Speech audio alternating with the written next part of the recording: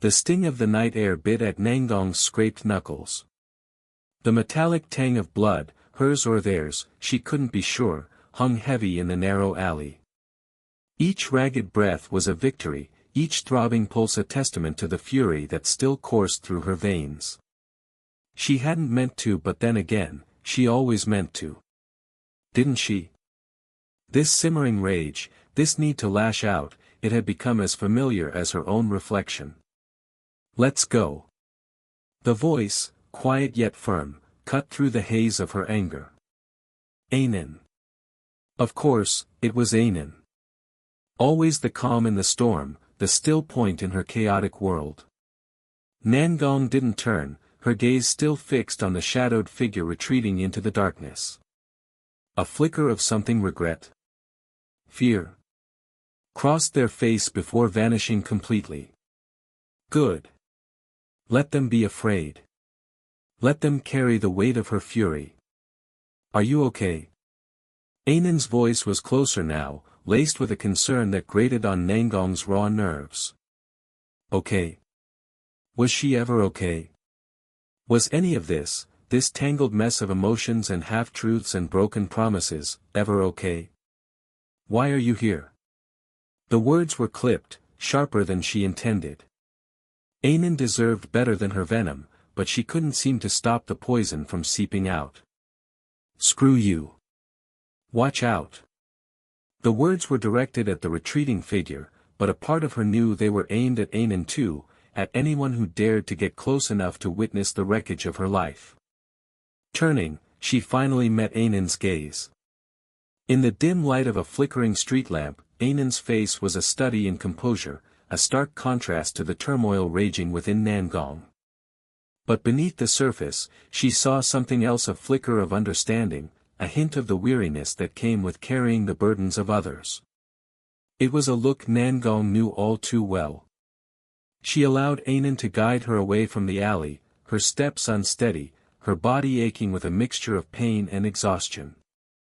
The silence between them was heavy, thick with unspoken words and tangled emotions. Nangong wanted to speak, to explain the inexplicable, to justify the anger that consumed her, but the words seemed to catch in her throat, forming a knot of frustration and self-loathing. She knew Ainin wouldn't push, wouldn't demand answers she wasn't ready to give. That was Ainin's way to offer a quiet presence, a steady hand in the darkness, without judgment or expectation. It was a kindness that both soothed and infuriated her. As they walked, the fragmented images of the fight replayed in Nangong's mind. The initial surge of adrenaline, the satisfying crunch of bone against flesh, the fleeting sense of control before the inevitable crash. It was a pattern she couldn't seem to break, a cycle of violence and regret that had become her unwelcome companion. Tien. The name echoed in her thoughts, a phantom limb that ached with a constant, dull throb. Everything, always, came back to Tien. The fight, the anger, the desperate need to prove something, to someone, she wasn't even sure who anymore. Ainin's hand on her arm, a gentle pressure, brought her back to the present. They had reached a small, brightly lit clinic, a haven of sterile calm in the chaotic urban landscape. Inside, Alan rushed towards them, his face etched with worry. "Nangong. What happened?" His eyes scanned her injuries, his voice a mixture of concern and reproach.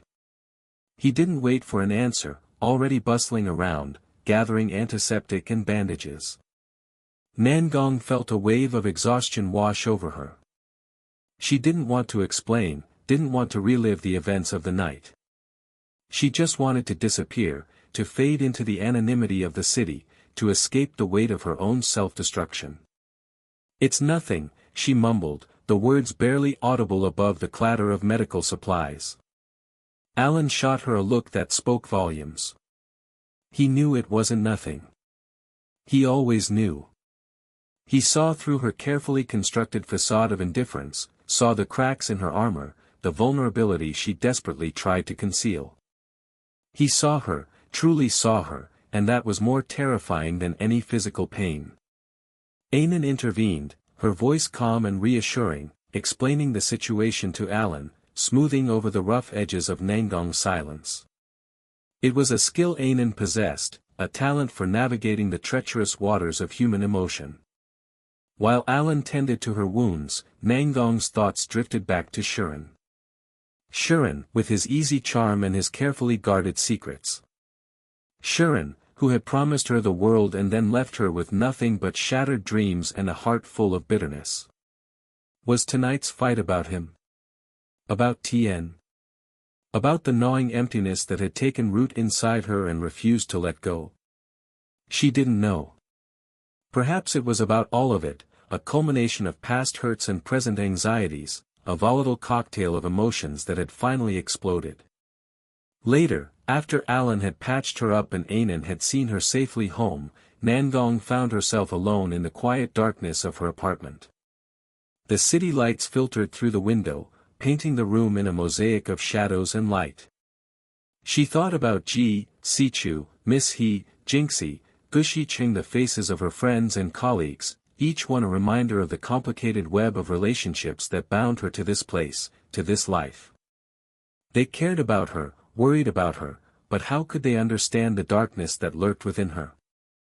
How could they comprehend the constant battle she waged against her own demons? She closed her eyes, willing herself to sleep, to escape the relentless churn of her thoughts. But sleep wouldn't come. The memories of the night, the adrenaline, the anger, it all swirled together, forming a restless storm inside her. She knew she needed help, needed to confront the ghosts of her past, to find a way to break free from the cycle of self-destruction. But where to begin? Who to turn to? The questions hung heavy in the air, unanswered, unresolved. The night stretched ahead, long and unforgiving, a stark reminder of the battles yet to be fought, the wounds yet to heal. The air hung heavy, thick with the residue of anger and adrenaline. Streetlights cast long, distorted shadows that danced with the swaying branches of a nearby tree, the only movement in the otherwise still night. Anan watched Nangong carefully, her gaze sweeping over the slight tremble in Nangong's hands, the way her jaw was clenched tight, the subtle rise and fall of her chest as she fought to control her breathing. A small cut above her eyebrow oozed a thin line of blood. She's holding it together, but barely, Anan thought, a quiet concern settling in their chest. They had seen that look before, the carefully constructed mask of composure threatening to crack under the pressure of suppressed emotions. "Let me see," Anan murmured, their voice soft, a deliberate counterpoint to the harshness that had just ripped through the night. They gently reached out, their fingers hovering near the cut. Nangong flinched, a quick, involuntary movement that betrayed her inner turmoil. "It's nothing," Nangong muttered, her voice rough. She turned her head slightly, avoiding Anan's gaze. The streetlight glinted off the dampness in her eyes, a sheen that she quickly blinked away. "Why am I letting them see this? This weakness, it's pathetic." She could still feel the phantom sting of the blow, the heat of the confrontation. The humiliation burned hotter. She had let her anger get the better of her, a reckless outburst that had achieved nothing. Except, perhaps, to reveal the depth of her own vulnerability. Anan persisted, their hands still outstretched, a silent offer of comfort. "Let me just make sure," they said, their voice unwavering. There was a quiet strength in their persistence, a gentle reassurance that chipped away at Nangong's defenses. With a sigh that seemed to carry the weight of the entire night, Nangong finally relented, turning her face back towards Anan. The touch was feather-light, barely there. But it was enough. A strange mix of emotions surged through Nangong: gratitude, embarrassment, a flicker of something else she couldn't quite name. It was a stark contrast to the raw anger that had consumed her moments ago. She closed her eyes briefly, willing herself to regain control. "I need to be stronger than this," she thought fiercely. "I can't keep falling apart." "Thank you for just now," Nangong said, the words coming out more stilted than she intended. She forced herself to meet Anan's gaze, a small, almost imperceptible nod acknowledging their support. "It's okay." The words were meant to reassure Ainen, but they felt more like a mantra she was repeating to herself. "It's okay. It's over. I'm okay." Ainen studied her face, their eyes searching for any lingering signs of distress. "Do you need to go to the hospital?" they asked, their voice laced with concern. Nangong shook her head, a single, decisive movement. "No need," she replied, her tone firm. A flicker of her usual defiance returned to her eyes. "Also," she added, her voice hardening slightly, "don't take orders when you meet drunk and perverted people. We don't want to earn this money." The words were sharp, edged with a bitterness that ran deeper than the immediate situation. It was a reminder of the precariousness of their lives, the constant compromises they had to make just to survive. The thought of Tien, and the sacrifices she had made for him, twisted in her gut. Was it worth it? All this for him? "I'll be careful in the future," Ainen replied, their voice calm and reassuring. They understood the underlying message, the unspoken anxieties that Nangong carried. They had seen it too many times before, the way the world could chip away at a person's spirit, leaving them hardened and wary. Nangong offered a curt nod, the tension still palpable in her shoulders. The silence stretched between them, filled with unspoken words and unresolved emotions. The image of Shuren's face flashed in her mind, his usual carefree expression replaced by a look of what was it? Disappointment? Anger? She pushed the memory away, unwilling to delve into the tangled mess of their relationship. He wouldn't understand, she thought, a familiar ache settling in her chest. He never does. A wave of exhaustion washed over her, a sudden and overwhelming fatigue that settled deep in her bones. She wanted nothing more than to escape, to disappear into the anonymity of the night. But there were still things to do, loose ends to tie up. She owed Ji an explanation, and Sichu would be worried. And then there was Miss He, another headache, she thought wearily. Jinxie and Gushi Ching were probably still arguing somewhere, their bickering a constant background noise to her life. She closed her eyes for a moment, taking a deep breath, steeling herself for the inevitable confrontations. One step at a time, she told herself. Just focus on getting through the night. The streetlights cast long, skeletal shadows that danced with the swaying branches, painting the scene in shades of gray and silver. Ainen shifted her weight, the chill of the night settling deep into her bones. She needed to leave, to retreat to the quiet sanctuary of her own thoughts, but the lingering tension in the air held her captive. Nangong stood a few feet away, her silhouette a rigid statue against the backdrop of the city's hushed breath. Alan hovered nearby, his concern a palpable presence. The aftermath of the earlier altercation clung to them like a shroud, a silent testament to the raw emotions that had erupted. Ainen tucked a stray strand of hair behind her ear. "I should go," she murmured, her voice barely above a whisper, yet the words felt loud in the stillness. Internally, she debated the wisdom of her words. Leaving now felt like abandoning a wounded animal, but staying felt like wading deeper into a mire she wasn't sure she could navigate. Nangong flinched. The slight movement was almost imperceptible, but Ainen caught it, a ripple in the otherwise still waters. "Wait," Nangong's voice was rough, laced with a vulnerability Ainen hadn't heard before. The strong, independent woman from moments ago seemed to have fractured, revealing the fragile cracks beneath the surface. Ainen hesitated, her heart clenching with a mixture of apprehension and pity. She turned back, her gaze meeting Nangong's. In that moment, Ainen saw a flicker of something akin to desperation in the depths of Nangong's eyes, a silent plea that tugged at something deep within her. Nangong swallowed, her throat dry. The words felt like shards of glass, sharp and painful to utter. "Ainen, I have something to tell you. I'm sick." Each word was a struggle, a confession torn from the deepest recesses of her being. She looked away, unable to sustain Ainan's gaze, shame and fear warring within her. How could she admit this weakness that made her feel so exposed? Alan's head snapped up, his concern etched deeper onto his features. Sick. What's wrong? His voice was sharp, edged with alarm. He moved closer to Nangong, his protective instincts flaring. He studied her face, searching for any outward signs of her ailment. Nangong waved him off dismissively, a fleeting gesture of her hand. It's nothing, just I have to take medicine. The lie felt heavy on her tongue, a bitter taste in her mouth.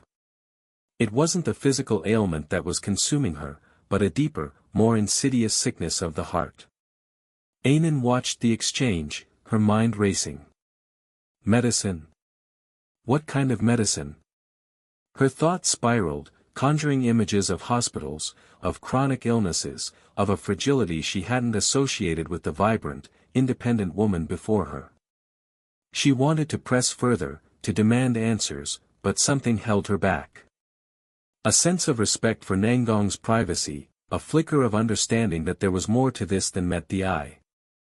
Nangong turned back to Ainan, her gaze intense.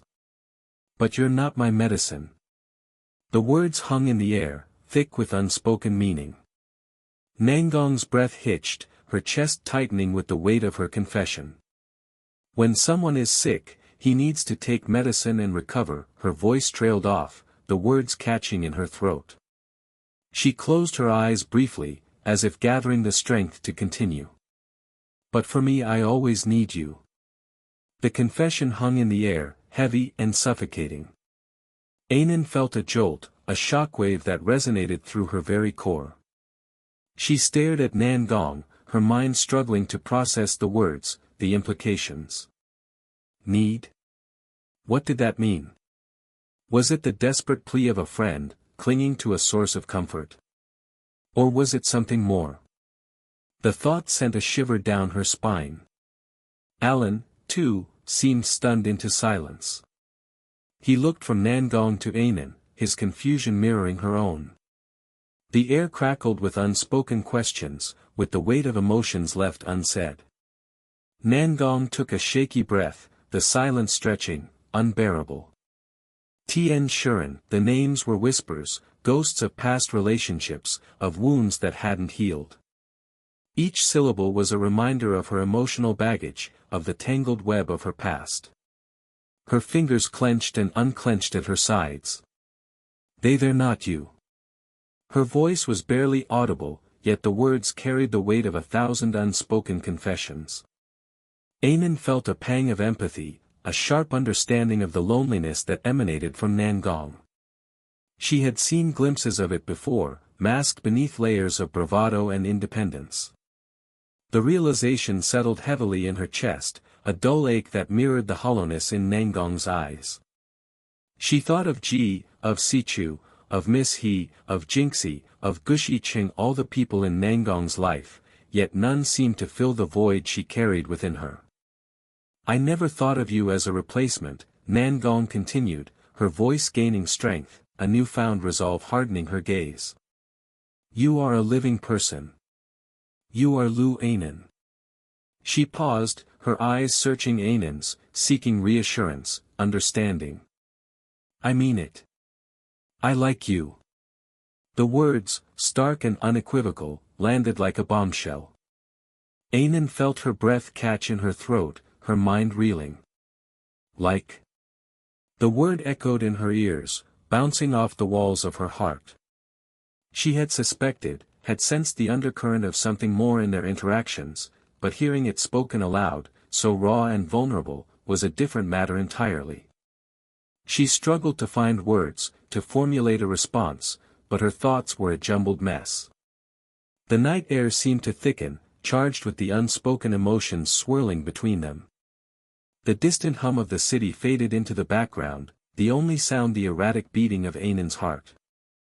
She looked at Nangong, at the vulnerability etched on her face, the raw honesty in her eyes. And in that moment, Ainan knew that everything had changed.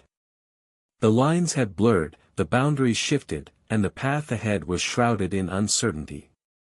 The night stretched before them, long and full of unanswered questions, a silent promise of the complexities that lay ahead. The biting wind whipped at Ainan's hair, the strands dancing like frantic shadows against the muted hues of the twilight sky. The city lights were beginning to glimmer, a hazy constellation against the indigo canvas. Nangong stood before her, a rigid silhouette, the tension radiating off her in palpable waves. Ainan's own heart, though outwardly calm, thrummed with a quiet anxiety. She'd witnessed the raw fury in Nangong's eyes, the fierce protectiveness that had erupted in that sudden burst of violence. It was a fire born of pain, a defense mechanism against a world that seemed determined to wound her. Ainan understood. She understood the instinct to lash out, to build walls, to hide the fragile heart beneath a veneer of steel.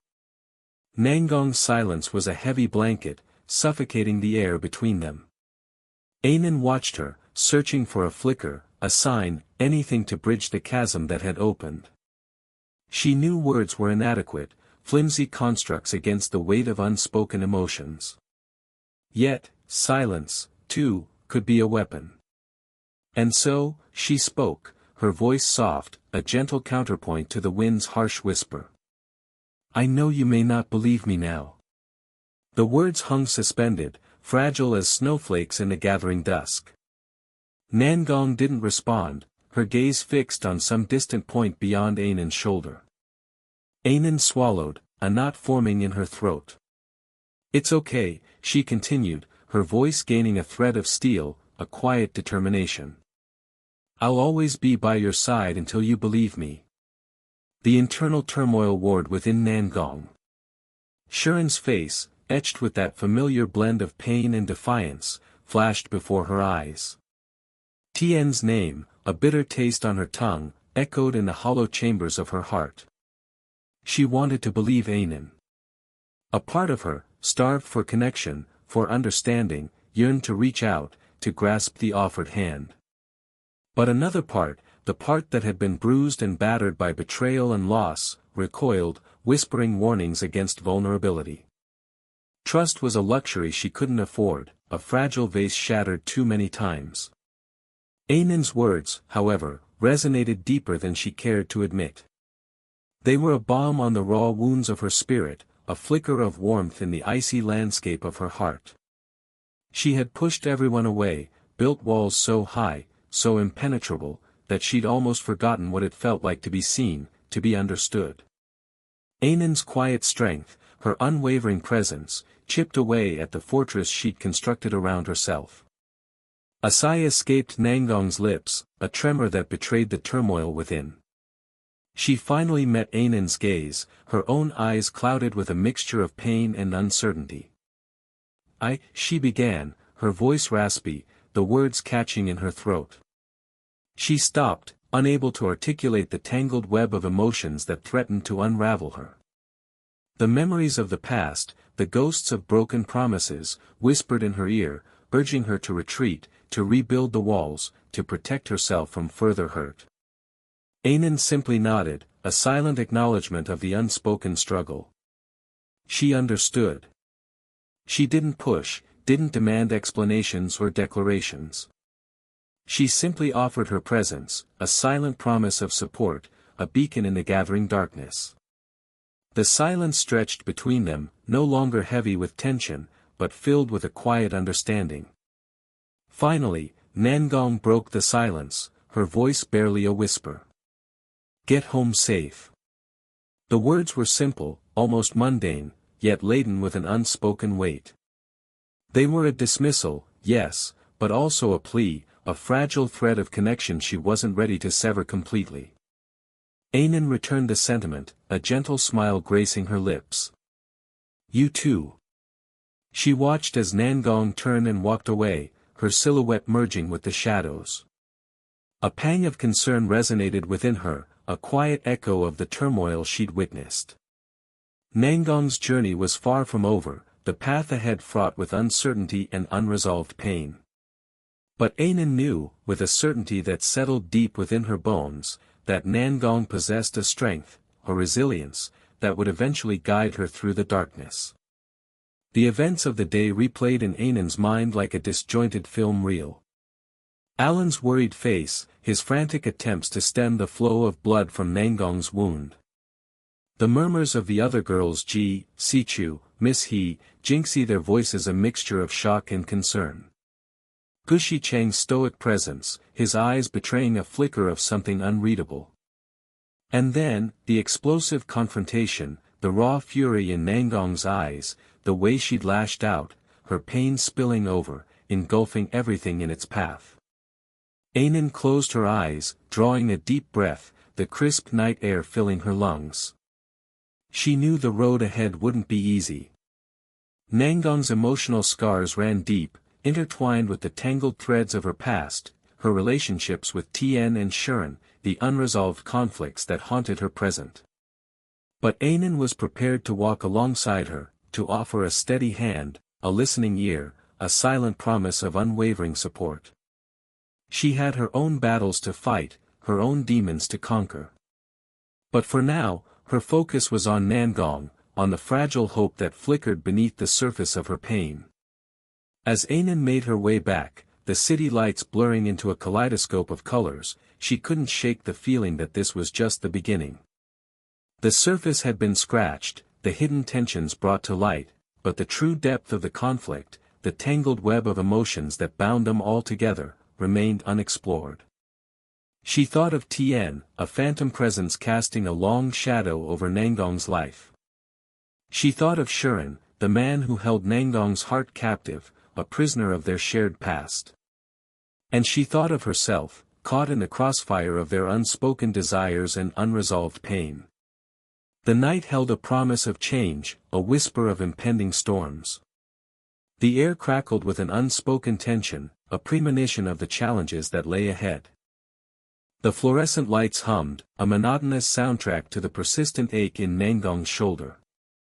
Each flicker seemed to pulse in time with the throbbing pain, a constant reminder of the altercation. She stared at the designs on her computer screen, the intricate patterns blurring into a meaningless swirl. Her fingers hovered over the keyboard, hesitant to disrupt the fragile piece she had managed to construct around herself. It was a brittle piece, easily shattered, like thin ice over a deep, dark lake. She could still feel the phantom pressure of Shuren's grip, the heat of his anger radiating off him like a furnace. The words he'd spat at her echoed in her mind, sharp and barbed, lodging themselves deep within her chest. So stupid. The words resonated not because of their cruelty, but because a small, treacherous part of her agreed. A shadow fell across her desk, interrupting her spiraling thoughts. Without looking up, she knew who it was. Ji, the junior designer, his usual cheerful demeanor replaced with a strained politeness. "Great designer," he began, his voice laced with a forced casualness that grated on her nerves.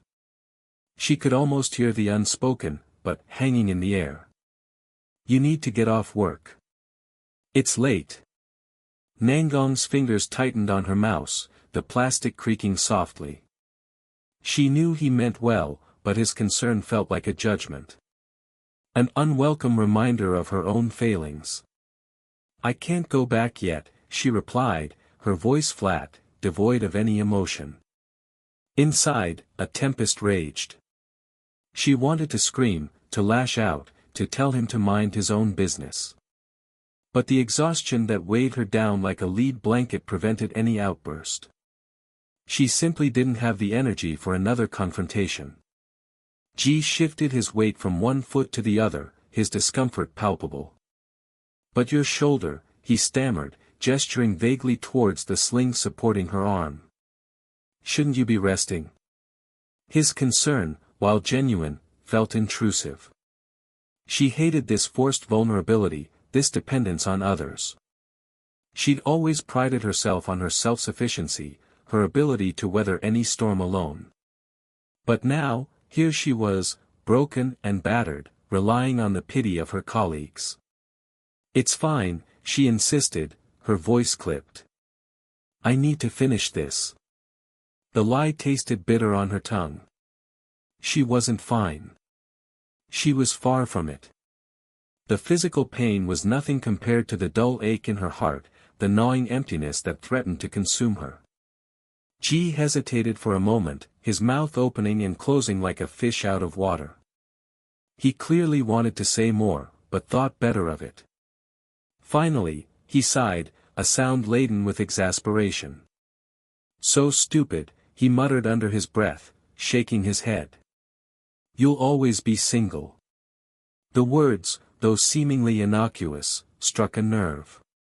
They were a careless echo of sentiments she had heard countless times, a reflection of societal expectations she had always defied.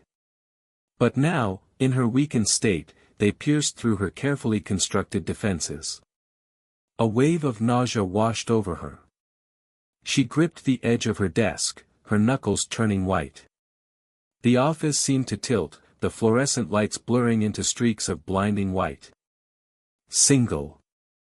The word reverberated in her mind, a stark reminder of her isolation. She thought of Tien, a phantom limb, a constant reminder of what she had lost.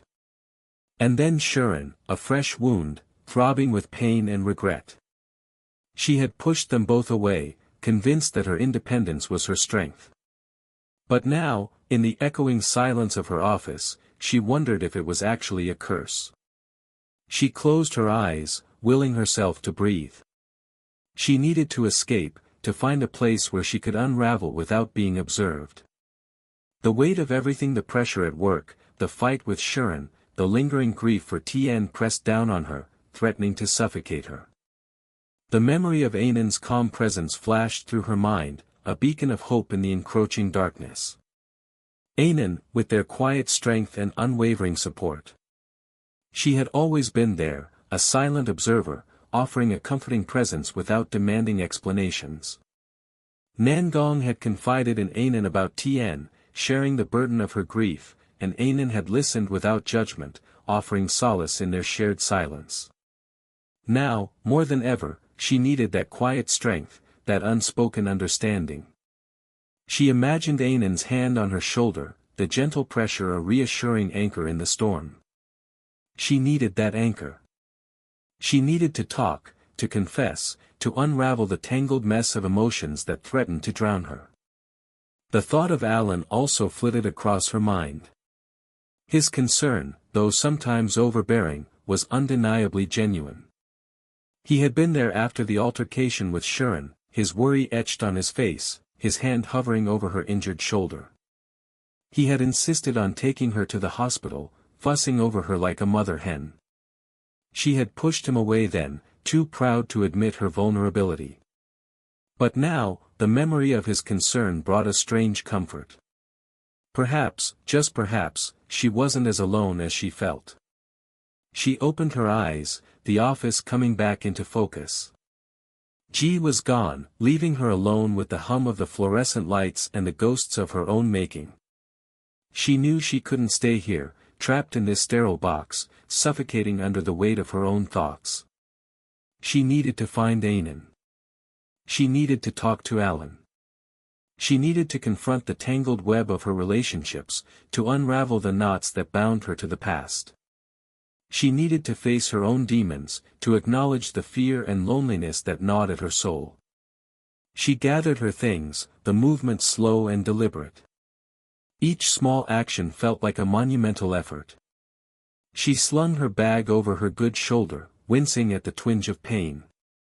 As she walked out of the office, the silence felt heavy, pregnant with unspoken words and unresolved emotions. The hallway stretched before her, a long, dimly lit corridor leading to an uncertain future. She took a deep breath, steeling herself for the battles to come. She knew the road ahead would be difficult, but she also knew she wasn't alone. Somewhere in the labyrinth of her life, there were people who cared, people who would listen, people who would help her find her way back from the darkness. And that, she realized, was a start. Sunlight streamed through the large window of the observatory, illuminating the dust motes dancing in the air. Nangong meticulously cleaned the eyepiece of the massive telescope, a faint frown etching itself between her brows. At 150 times, the lens are clear, she murmured, her voice barely above a whisper, but when it reaches 225 times, the border will become blurry. A tightness coiled in her stomach. This telescope was her lifeline, her window to the cosmos, and any imperfection felt like a personal affront. She could almost feel Tien's exasperated sigh from across the miles, his voice echoing in her memory, "Nangong, you're too meticulous. It's good to be precise, but sometimes," she shook her head, pushing the thought away.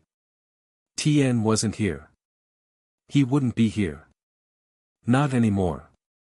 Anan entered the observatory, her presence as calming as the quiet hum of the telescope's motor. "Having trouble?" she asked, her voice soft, yet carrying a strength that always surprised Nangong. "The lens," Nangong replied, pointing at the offending piece of equipment. "Let's ask Ji to come over and repair it." She knew she could fix it herself, but the prospect of solitary work felt oppressive today. The silence of the observatory, usually a comfort, now echoed with the unspoken words, the unacknowledged feelings that hung heavy in the air. Anan nodded, her eyes, sharp and observant, lingered on Nangong's face for a moment longer than necessary. "You seem preoccupied," she stated, not as a question, but an observation. Nangong busied herself with rearranging some charts on a nearby table, avoiding Anan's gaze. "By the way, did you record the location from yesterday?" Anan continued, smoothly changing the subject. "Yes," Nangong replied curtly. Yesterday's expedition with Shuren. A bitter taste rose in her throat. The memory of his hand brushing against hers, the shared silence as they gazed at the constellations. It was a phantom limb, a constant reminder of what was and what could no longer be. She clenched her jaw, forcing herself to focus on the present. "Everything is logged and ready for analysis." "Good," Anan said, a knowing glint in her eyes. "You know," she continued, leaning against the table, "Sichu was asking about you." Nangong stiffened. Sikathat was a name she hadn't heard in a while. A flicker of amusement danced in Anan's eyes. "Date? You really like her, don't you?" "If you like her, go ahead." Nangong felt a flush creeping up her neck. "It's not like that," she mumbled, though the lie tasted like ash in her mouth. Sikwa distraction, a way to fill the void. Was it fair? To Sichu, to herself? The questions swirled in her mind, unanswered. She thought of Tien, his gentle smile, his unwavering support. Could she ever truly move on? Anan chuckled softly.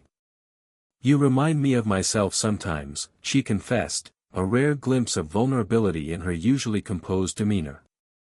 Holding back, afraid to take a chance. Her gaze drifted towards the window, as if searching for something in the vast expanse of the sky. "But life is too short for regrets, Nangong. Trust me on this." The silence stretched between them, filled with unspoken understanding. The hum of the telescope, the distant chirping of birds, the rustling of papers all seemed to amplify the weight of their unspoken thoughts. "This time, the red moon of Andromeda is not as good as the legendary supermoon, but it's still a good time to observe it," Nangong finally said, breaking the silence. The Andromeda galaxy, a vast, swirling collection of stars, billions of light-years away. It was a reminder of the infinite possibilities that existed beyond the confines of her own small world. "We must seize this chance," Anan agreed, her voice filled with a newfound determination. She turned to Nangong, a playful glint in her eyes. "Who will be on duty that night?" Nangong hesitated for a moment, then a small smile played on her lips. "Me." "Then you must record the data," Anan replied, her smile mirroring Nangong's. "Every single detail." Beneath the surface of their casual exchange, a current of understanding flowed. The observatory, a sanctuary for scientific exploration, had become a haven for emotional confessions.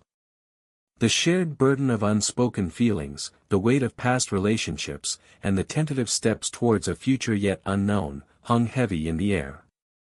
Nangong knew, with a certainty that settled deep in her bones, that this conversation was far from over. The night of the red moon would bring more than just astronomical observations. It would be a night of reckoning, a night where the unspoken truths would finally surface. She glanced at the faulty lens, a symbol of the imperfections that plagued not just her equipment, but her life itself. G would fix the lens. But who would fix her? The thought echoed in the silence of the observatory, unanswered, unresolved, a haunting melody against the backdrop of the impending celestial event. She thought of Jinxie, of Gushi Cheng, of Miss Heel caught in their own intricate webs of relationships and responsibilities.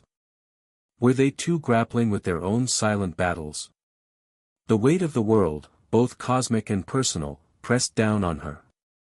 The red moon of Andromeda was approaching, and with it, the promise of both revelation and reckoning. The steam from the jasmine tea curled upwards, a fleeting wisp against the backdrop of the bustling café. Anan watched it dissipate, a mirror of their own attempts to dispel the knot of unease tightening in their chest. N's voice, laced with concern, broke through their reverie. "You've been distant, Anan. Something's wrong. Is it work again? Or is it still about Nangong and Miss He?" Anan's fingers traced the rim of the teacup, the smooth porcelain a stark contrast to the jagged edges of their thoughts. They hadn't meant to burden N with their anxieties, their own tangled web of emotions regarding Nangong. But N, with their uncanny ability to see beneath the surface, had noticed. Anan sighed, the exhaled breath a silent admission. "It's complicated." N leaned forward, their gaze sharp yet sympathetic. "Complicated how?" "Last I heard, Nangong was practically throwing punches at Miss He." "Is that the kind of complication you're talking about?" The memory of the altercation flashed before Anan's eyes, the sudden eruption of violence, the shock on the onlookers' faces, the raw, untamed fury in Nangong's eyes. Nangong, usually so composed, so in control, had shattered the facade of indifference. The image was unsettling, a stark reminder of the tempest raging beneath Nangong's carefully constructed calm. "It's more than just the fight," Anan finally admitted, the words heavy on their tongue. "It's everything. Tien, Shuren, the pressure she's under, it's all building up." "Now, what? Now, did something happen at work again? Or it's all because of Miss He?" "I didn't expect it. She looks gentle and weak, but she's really tough. She's still holding on in front of me. Fine, I'll show her. Who is tougher?" Nangong's voice, raw with frustration, echoed in Anan's memory. It had been just hours after the incident, Nangong's hand bandaged, her knuckles bruised and scraped. Yet, the physical wound seemed insignificant compared to the turmoil within. Anan had tried to reason with her, to quell the flames of her anger. "And, stop it. If this goes on, both of you will be hurt. Or only you'll get hurt." Nangong had merely scoffed, a bitter laugh escaping her lips. "Hurt? I'm already hurt, Anan. Don't you see? I've been hurt for so long." Her eyes, usually bright and sharp, were clouded with a dull ache. Anan had seen that look before, a glimpse into the depths of Nangong's vulnerability, a vulnerability she so fiercely guarded. It was a look that both worried and intrigued them. Anan pushed down the unsettling flutter in their chest, reminding themselves of the delicate balance they needed to maintain. Nangong needed a friend, a confidant, not someone adding to her emotional burden. "You're on my side, right, Nang? If you're on my side, don't stop me." The plea in Nangong's voice had been barely a whisper, a crack in the armor she so diligently maintained. Anan had felt a surge of protectiveness, a desire to shield her from further pain. Yet, they knew they couldn't fight her battles for her. Nangong needed to confront her own demons, to find her own path through the labyrinth of her emotions. If I lose this war, I'll lose everything. Drive. Take me to a place. I want my belongings back. This is my last chance. I can't lose. And I won't lose. The finality in Nangong's tone had been chilling. Anan had complied, driving her through the city streets, the silence in the car thick with unspoken words. They had both known that this wasn't about belongings, it was about reclaiming a sense of control, a piece of herself she felt she had lost. Anan took a sip of the cooling tea, the bitterness mirroring their own internal struggle. They had offered Nangong comfort, a listening ear, a shoulder to lean on. But they hadn't offered the one thing Nangong truly craved, reciprocation. Anan's feelings for Nangong were a tangled mess of admiration, affection, and a deep-seated fear of rejection. They had witnessed the wreckage of Nangong's past relationships, the scars left by Shirin, the lingering shadow of Tien. Could they risk adding their own name to the list of those who had hurt her? N's voice broke through their thoughts. She's strong, Anan. Nangong will get through this. Anan managed a weak smile. I know she will. It's just hard to watch. The words were a veiled confession, a hint of their own internal turmoil. They knew N understood, saw the unspoken truth in their eyes. The conversation shifted, moving to other topics, to work, to mutual friends Ji, Sichu, even Jinxie and Gushi Chang's latest escapades. Yet, beneath the surface, the current of unspoken words flowed strong. The cafe buzzed around them, a symphony of clinking cups and murmured conversations. Anan watched the steam rise from their tea, the fragrant jasmine a temporary reprieve from the weight of their own emotions.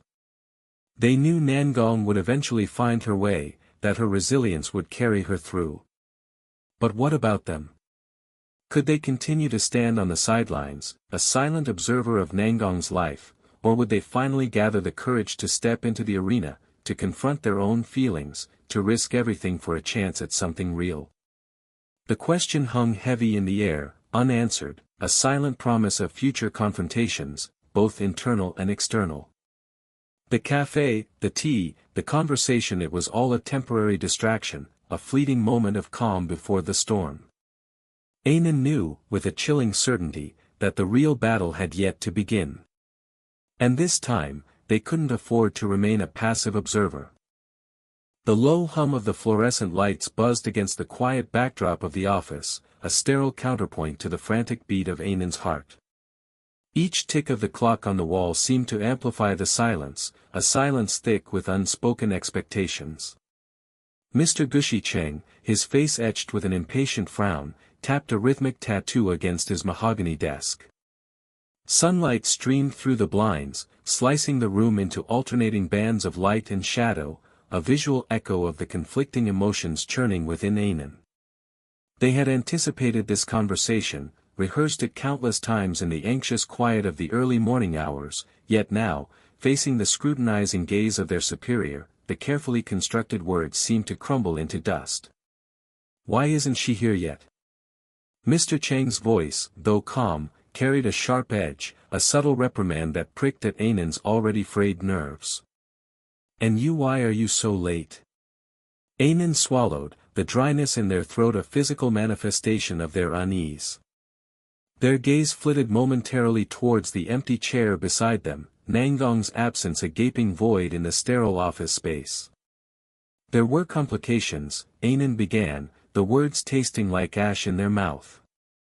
The faint metallic tang of blood, a lingering reminder of the earlier altercation, seemed to coat their tongue.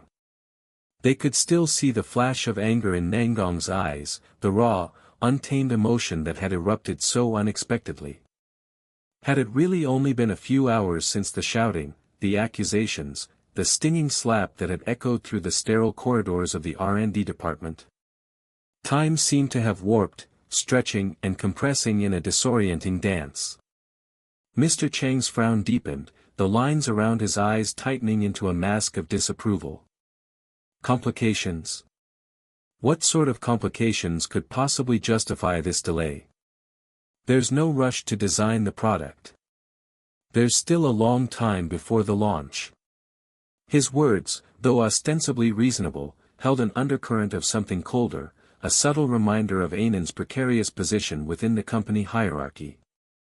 Ainan could almost hear the unspoken addendum: your value here is contingent on your ability to deliver, and right now, you're failing. The weight of that unspoken judgment pressed down on them, heavy and suffocating. Ainan took a deep breath, forcing themselves to meet Mr. Chang's gaze. Nangong sustained a minor injury. I took her to the hospital. The words felt inadequate, a pale imitation of the chaotic scene that had unfolded just hours earlier. The image of Nangong, her proud spirit momentarily broken, her usual fiery defiance replaced by a fragile vulnerability, was seared into Ainan's memory. They had seen a glimpse of the woman beneath the armor, a glimpse of the raw, unfiltered emotion that Nangong so fiercely guarded. And in that moment, a complex wave of empathy, protectiveness, and a strange, unsettling admiration had washed over Ainan. Mr. Chang's expression softened, the hard lines of his face relaxing ever so slightly. He leaned forward, his voice dropping to a lower, almost conspiratorial tone. Come. What's wrong? What happened? Did the R&D team bully you? There was a flicker of genuine concern in his eyes, a hint of the paternalistic care he occasionally displayed towards his employees.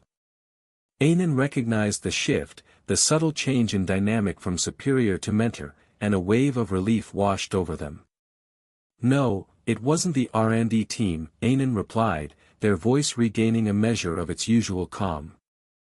It was a personal matter. The truth, tangled and complex, lay just beneath the surface, a web of unspoken feelings and unresolved conflicts that stretched back years. Nangong and Tien, Nangong and Shuren, the names echoed in Ainan's mind, each one a thread in the intricate tapestry of Nangong's emotional turmoil. To explain the situation fully would require unraveling that tapestry, exposing the raw, vulnerable threads to the harsh light of scrutiny. And that, Ainan knew, was something Nangong would never allow. A personal matter, Mr. Cheng repeated, his gaze searching Ainan's face. He seemed to weigh the unspoken words, the hidden meaning that hung heavy in the air. After a long, pregnant silence, he finally nodded, his expression unreadable. I trust you, Ainan. The words, simple yet profound, carried a weight of their own. They were an acknowledgement, not just of Ainan's competence, but of their discretion, their ability to navigate the delicate complexities of interpersonal relationships. Ainan inclined their head in acknowledgement, a silent promise to uphold that trust. But beneath the surface of their composed exterior, a storm of thoughts raged. Ji, Sichu, Miss He, Jinxie each name a piece of the puzzle, each one connected to Nangong in ways that Ainan was only beginning to understand. The image of Nangong, her face pale and drawn, her eyes filled with a mixture of anger and despair, flashed through Ainan's mind. What had driven her to such extremes? What secrets lay buried beneath the surface of her carefully constructed facade? And what role did Tien, the enigmatic figure who seemed to hold the key to Nangong's emotional turmoil, play in all of this? The weight of these unanswered questions settled upon Ainan, a heavy burden that they knew they would have to carry, at least for now. Mr. Chang's trust was a gift, a fragile thing that could easily be broken. Ainan knew that they had to tread carefully, navigating the treacherous waters of office politics while simultaneously trying to decipher the complex emotional landscape of Nangong's life. The road ahead was uncertain, fraught with potential pitfalls and hidden dangers. But as they left Mr. Chang's office, stepping back into the sterile hum of the workplace, Ainan felt a strange sense of resolve solidify within them. They would uncover the truth, no matter the cost. They would help Nangong, even if it meant confronting the demons that haunted her past. And in doing so, perhaps, they would also confront their own. The muted hum of the fluorescent light seemed to amplify the silence between Anan and their colleague. Anan tapped a pen against the worn surface of their desk, the rhythmic clicking a counterpoint to the racing thoughts behind their carefully neutral expression. G shifted uncomfortably, the unspoken question hanging heavy in the air. Anan knew it was coming. They'd seen the flicker of recognition in G's eyes earlier, that subtle tightening of the lips that betrayed a brewing internal conflict. The silence stretched, taut as a drawn bowstring. Anan drew a slow, calming breath, the faint scent of jasmine tea lingering from their morning cup. Just let it come, they thought, let it unravel naturally. Intervention now would only complicate matters. Anan, G finally began, their voice low and hesitant. I saw someone familiar at the hospital yesterday. Visiting Nangong Loyui. G's gaze darted up, searching Anan's face for a reaction. Anan's hand stilled, the pen resting forgotten on the desk. So it begins, they thought, a flicker of weariness touching the edges of their composure. The hospital. Nangong. It was a tangled web, woven with threads of shared history and unspoken emotions. They offered a slight nod, encouraging G to continue. It was you. The accusation hung in the air, sharp and pointed. Anan's expression remained unchanged, a carefully constructed mask of professional detachment. Inwardly, a sigh escaped them. Denial would be futile. Their presence at the hospital was no secret. They had simply hoped the connection wouldn't be made. I trust you, Anan, G continued, their voice laced with a strange mixture of concern and suspicion. If Nangong Loyui is your ex-girlfriend, please end your relationship with her nicely before coming to me. The words hung in the air, heavy with implication. Anan's mind raced, sifting through the layers of meaning. Ex-girlfriend. Such a simplistic label for a relationship so complex, so deeply intertwined with pain and longing. It was a relationship forged in the crucible of shared trauma, a bond built on whispered secrets and unspoken understanding. A relationship that had ended not with a bang, but with the slow, agonizing erosion of hope. Anan's throat tightened. How to explain the years of intertwined lives, the shared burdens, the lingering echoes of what had been. How to explain the ache that still resonated within them, a dull throb that refused to be silenced. It's complicated, Anan finally managed, their voice a low murmur. A gross understatement, they thought wryly. G's expression softened, a flicker of understanding replacing the suspicion. Anan knew they deserved a fuller explanation, a confession of the tangled history that bound them to Nangong. But the words wouldn't come. The memories were too raw, too deeply embedded in the very fabric of their being. We were involved a long time ago. Before Anan's voice trailed off, the unspoken words hanging heavy in the air. Before everything changed. Before the incident. G nodded slowly, absorbing the information. The tension in the room seemed to ease slightly, replaced by a shared sense of unspoken understanding. I see, G murmured, their gaze distant, perhaps piecing together fragments of information, whispers and rumors that had circulated over the years. She was always a bit of a mystery. Anan gave a small, rueful smile. Mystery indeed. Nangong Loyui was an enigma wrapped in a riddle, a whirlwind of contradictions that both captivated and repelled. Strong and independent, yet vulnerable and fiercely protective of her heart. Anan's thoughts drifted back to the hospital, to the image of Nangong lying pale and still in the sterile white bed. The memory of Sharon's frantic face, etched with worry and guilt, flashed before their eyes. Another layer of complication, Anan thought, a sigh escaping their lips. The incident, the catalyst that had shattered their lives, still cast a long shadow over them all. It had brought them together, forged an unbreakable bond, yet it had also driven them apart, leaving scars that refused to heal. Anan's gaze drifted towards the window, the cityscape a blur of gray and steel against the overcast sky. The city, once a symbol of hope and opportunity, now felt like a cage, trapping them in a cycle of unresolved pain and unspoken truths. "How is she?" Anan asked, their voice barely a whisper. The question was not just about Nangong's physical well-being, but about the state of her soul, the fragile equilibrium that held her together. Ji hesitated, then shook their head. "Not good. Physically, she'll recover. Alan is taking good care of her." Alan. Another piece of the puzzle, another player in the complex game of their intertwined lives. Alan, the steadfast friend, the unwavering support, the silent observer.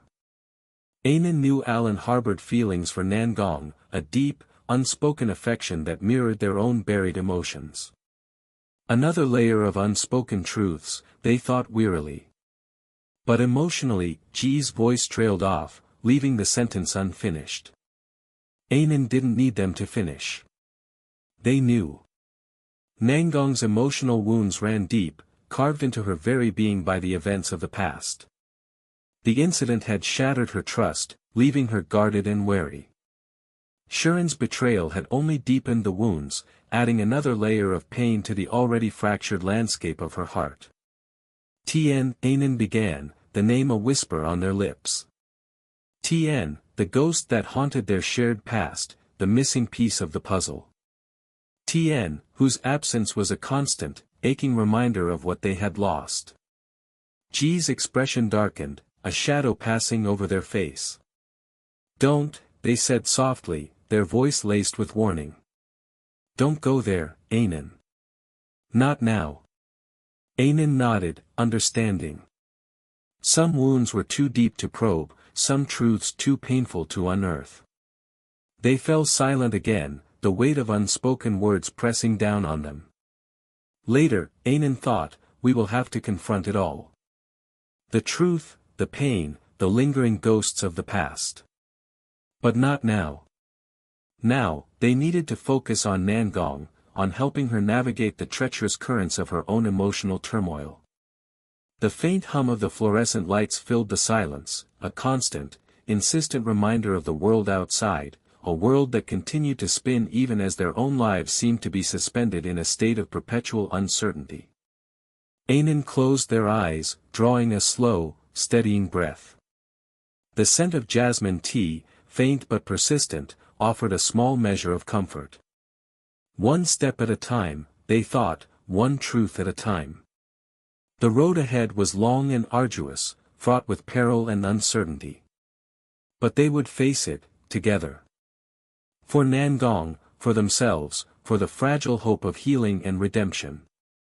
The harsh slap echoed in the otherwise quiet room, a stark punctuation mark to Nangong's furious tirade. Her hand throbbed, a dull ache mirroring the deeper, more persistent pain in her chest. Alan flinched, his hand instinctively rising to his reddened cheek. Anan watched, a familiar weariness settling in.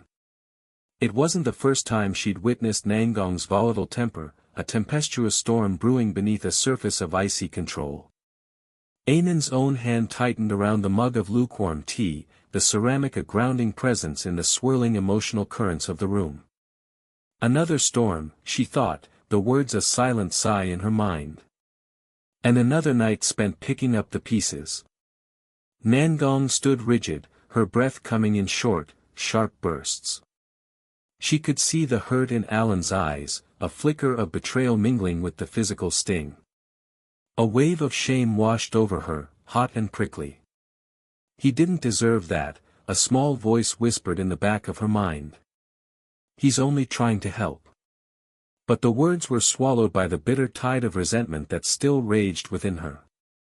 Resentment towards Tien, towards Shuren, towards the tangled web of their shared past that continued to ensnare her present. I didn't, she stammered, the apology catching in her throat. Alan shook his head, a wry smile touching his lips. It's all right, Nangong. I know you're not yourself. He carefully touched his cheek, the gesture both a confirmation of the pain and a dismissal of its importance. Just try to calm down. What happened with Tien? The name was a fresh wound, tearing open the barely scabbed-over hurt. Nangong turned away, her gaze drifting towards the window where the city lights blurred into a hazy, indistinct glow. The sight offered no solace, only a stark reminder of the vast indifference of the world to her private turmoil. He doesn't understand, she thought, the words a bitter mantra in her mind. No one understands. How could they possibly comprehend the labyrinthine corridors of her heart, the tangled threads of love and betrayal, of longing and resentment that bound her to Tien, to Shuren, to a past she couldn't escape? Anan placed a hand on Nangong's shoulder, a silent offering of comfort. The touch was light, yet it carried a weight of understanding, a quiet reassurance that resonated deeper than any spoken words.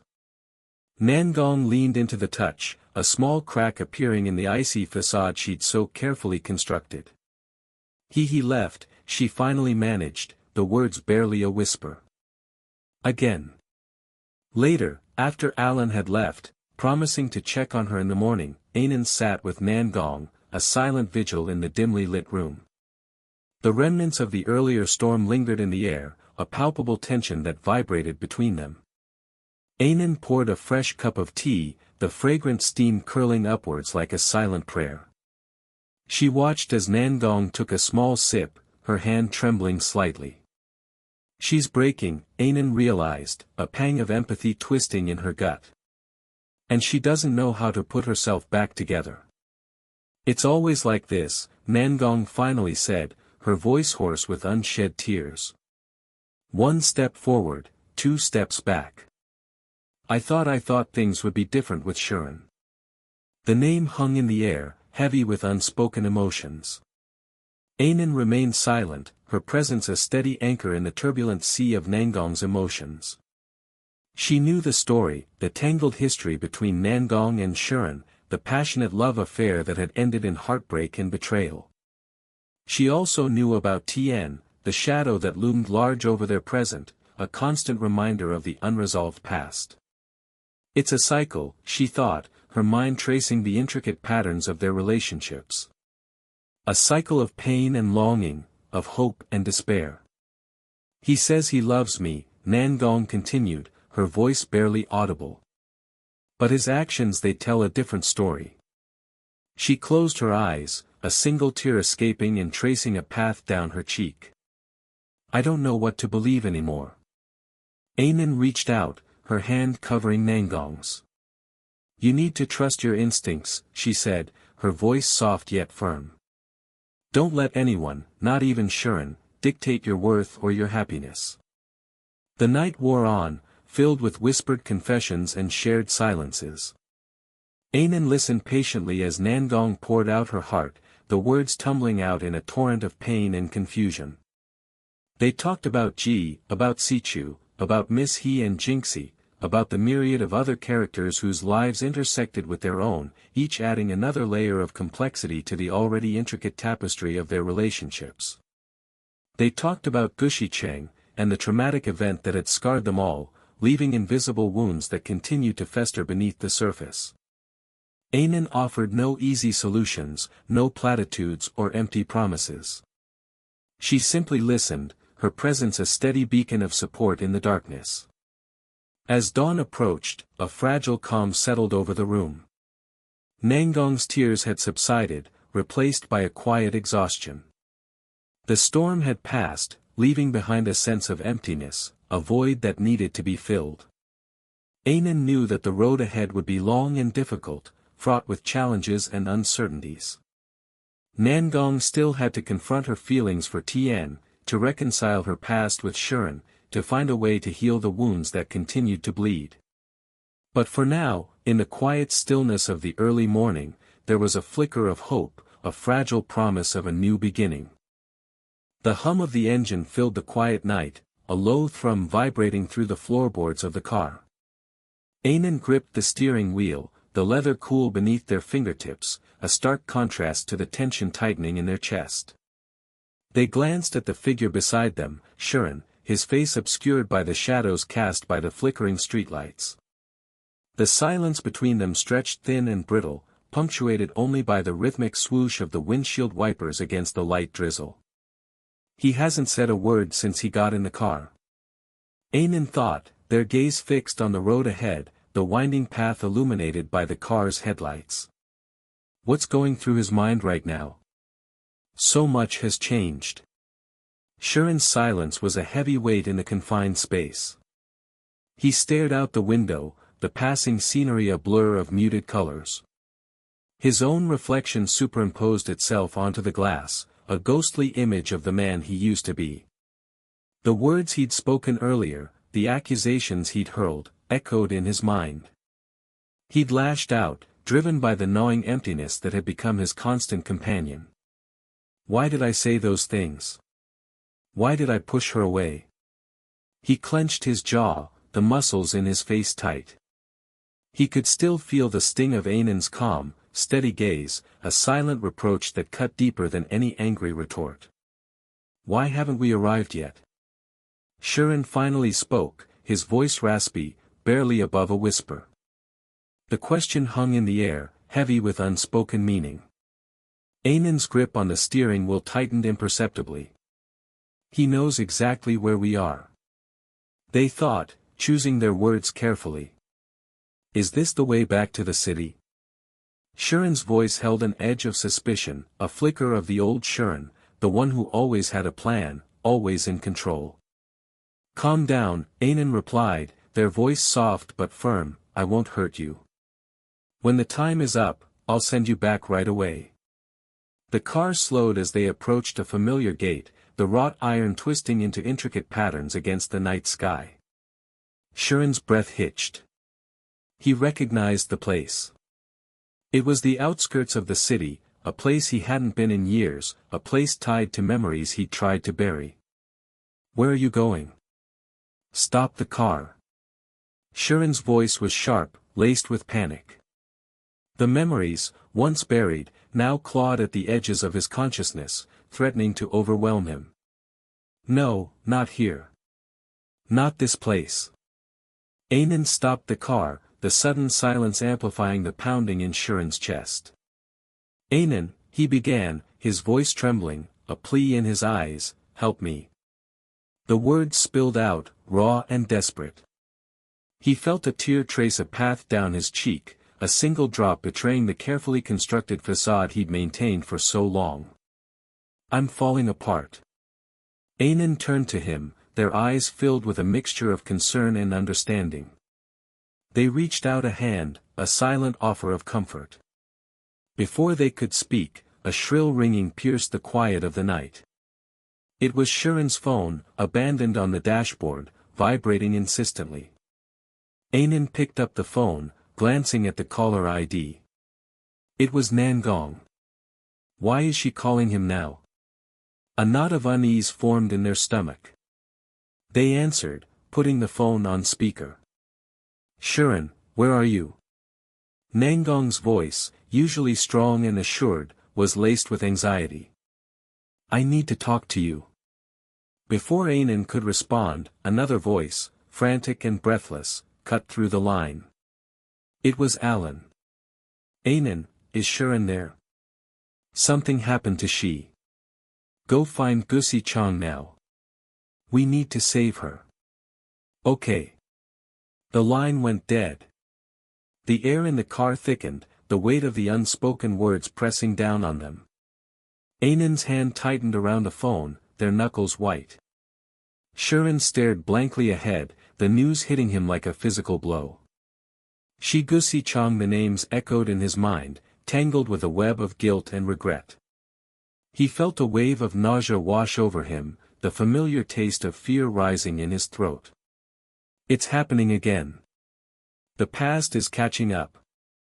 Anan looked at Sharon, his face ashen, his eyes wide with a mixture of fear and disbelief. This changes everything. They thought, their mind racing, trying to piece together the fragmented information. The carefully constructed piece of the evening had shattered, replaced by a sense of urgency, a looming threat that hung heavy in the air. The night stretched before them, pregnant with uncertainty. The quiet country road, once a haven of tranquility, now seemed ominous, a path leading to an unknown future. The unresolved tensions, the unspoken words, the weight of the past all converged in this single, charged moment, creating a volatile mix of emotions that threatened to explode. Anan knew, with a chilling certainty, that this was just the beginning. The storm was coming, and they were all caught in its path. They had to find She, they had to find Gusi Chang, and they had to face the demons of the past that threatened to consume them all. But beneath the surface of their determined resolve, a cold dread settled in Anan's heart. What if it's already too late? The low hum of the refrigerator was the only sound that dared to break the suffocating silence in Sharon's apartment. Shadows stretched long and thin from the muted lamplight in the corner, casting a strange, almost theatrical air over the scene. Sharon sat on the edge of his sofa, his fingers laced together, knuckles white under the strain. He wasn't looking at Anan, who sat opposite him, a silent observer of his internal struggle. Instead, his gaze was fixed on a point somewhere beyond the wall, somewhere beyond this immediate reality that felt so tight and constricting. He knew Anan was watching him, could feel the weight of his friend's quiet empathy, and it made the knot in his stomach tighten further.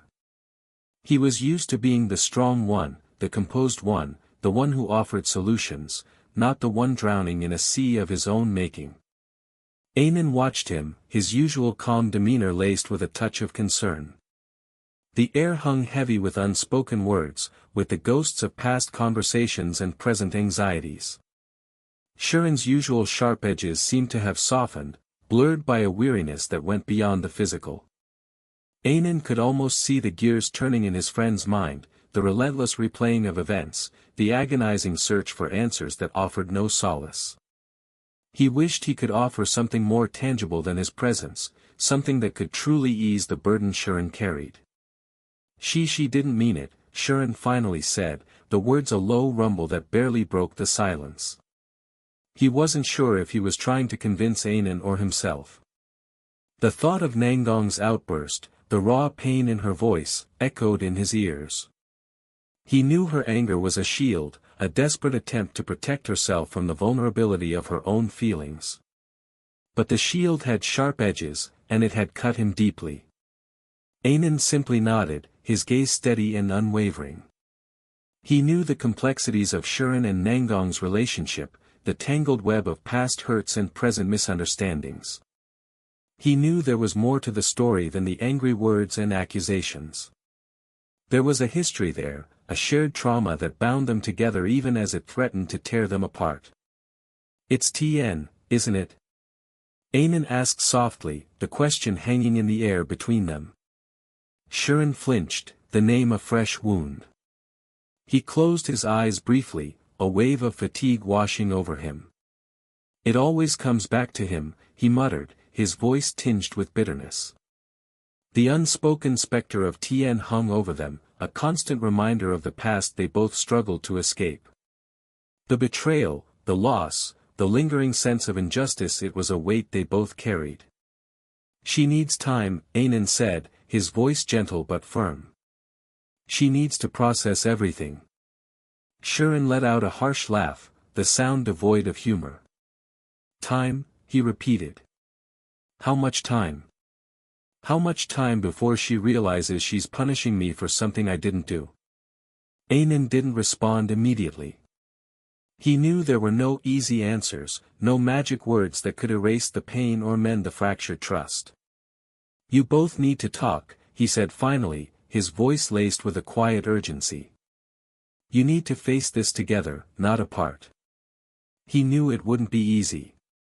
The conversation would be fraught with emotion, with accusations and recriminations. But it was necessary.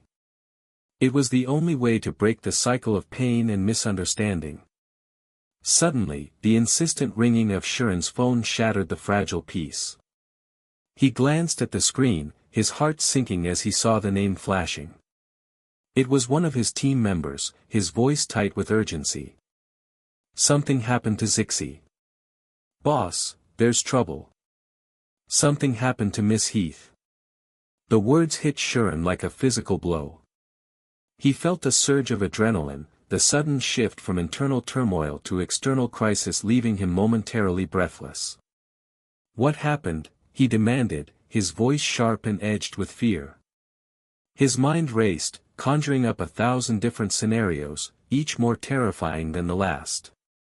"Miss," he called Annan and said she was taken to the suburbs by a stranger. Then she ran out. "Anyway, she's in danger. Go now." The voice on the other end was frantic, barely coherent. Shirin felt a chill run down his spine. He looked at Annan, the unspoken question hanging between them. "Did you arrange that again?" The words were barely a whisper, but the accusation was clear. Anan's expression remained unchanged, his gaze steady. "Answer the phone," he said calmly, his voice betraying none of the turmoil he felt inside. He knew Shirin's suspicion was fueled by fear, by the desperate need to find someone to blame. Shirin snatched up his phone, his hand shaking slightly as he dialed Nangong's number. The phone rang twice, 3 times, each ring echoing the frantic beat of his heart. He pictured her alone, vulnerable, in the hands of someone he couldn't see, couldn't control. The thought sent a wave of icy fear through him. Finally, she answered, her voice trembling with fear. "Where are you? Are you safe? Send me your location. I'll come and get you." Her choked reply sent a fresh wave of panic through him. "I'm very scared. I don't know where I am." "Shiki, don't be afraid. I got your location. I'll be there in 2 minutes. Find a place to hide. Don't let him see you. Okay?" He tried to keep his voice calm, reassuring, even though his own heart was pounding against his ribs. He disconnected the call, his mind already racing ahead, planning, strategizing. He looked at Annan, his expression grim. "I have to go." Annan nodded, his face etched with concern. "Be careful." Shirin didn't reply. He was already out the door, the weight of his personal struggles momentarily forgotten in the face of this new, more immediate threat. As he raced through the night, the image of Nangong's terrified voice echoed in his ears, fueling his desperation, pushing him forward. He had to reach her. He had to protect her. The thought of anything happening to her was unbearable. In that moment, the complexities of their relationship, the unresolved conflicts, faded into the background. All that mattered was her safety. A fragile thread of hope began to weave its way through the fear and anxiety. He would find her. He had to. The low hum of the refrigerator was the only sound breaking the stillness of the early morning. Annan watched Shirin, the sharp angles of his face softened by the dim kitchen light, a stark contrast to the tension coiling in Annan's stomach. He poured a glass of water, the clink of ice a brittle echo in the quiet. Shirin hadn't spoken since they'd returned, the silence thick with unspoken words, a silent conversation Annan couldn't decipher. He felt a strange protectiveness towards Shirin, a disconcerting shift in their usually balanced dynamic. "Why do I care so much?" he wondered, the thought an unwelcome intruder in his carefully constructed composure. The lines around Shirin's eyes seemed deeper than usual, etched by a weariness that went beyond physical exhaustion. He was looking at Shirin, but he was seeing Tien, her face bruised and pale, a ghost superimposed on the present. He pushed the image away, guilt twisting in his gut. "Stop. Come back." Shirin's voice was rough, barely a whisper, yet it held a command that made Annan pause. He hadn't realized he was moving, his feet carrying him closer without conscious thought. Shirin turned, the ice clinking faintly as he lifted the glass to his lips.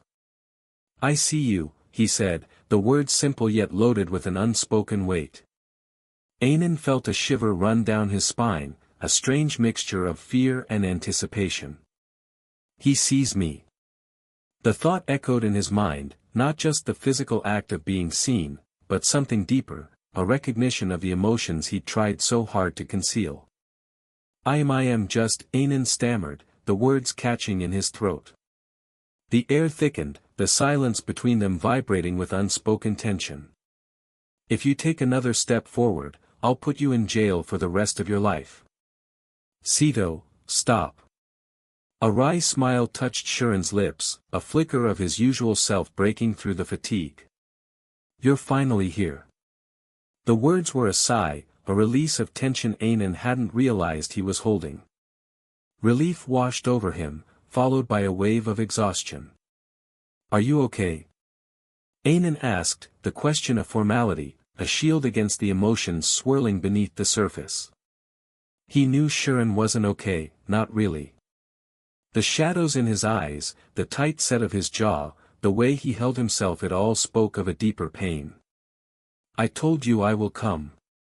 I will come.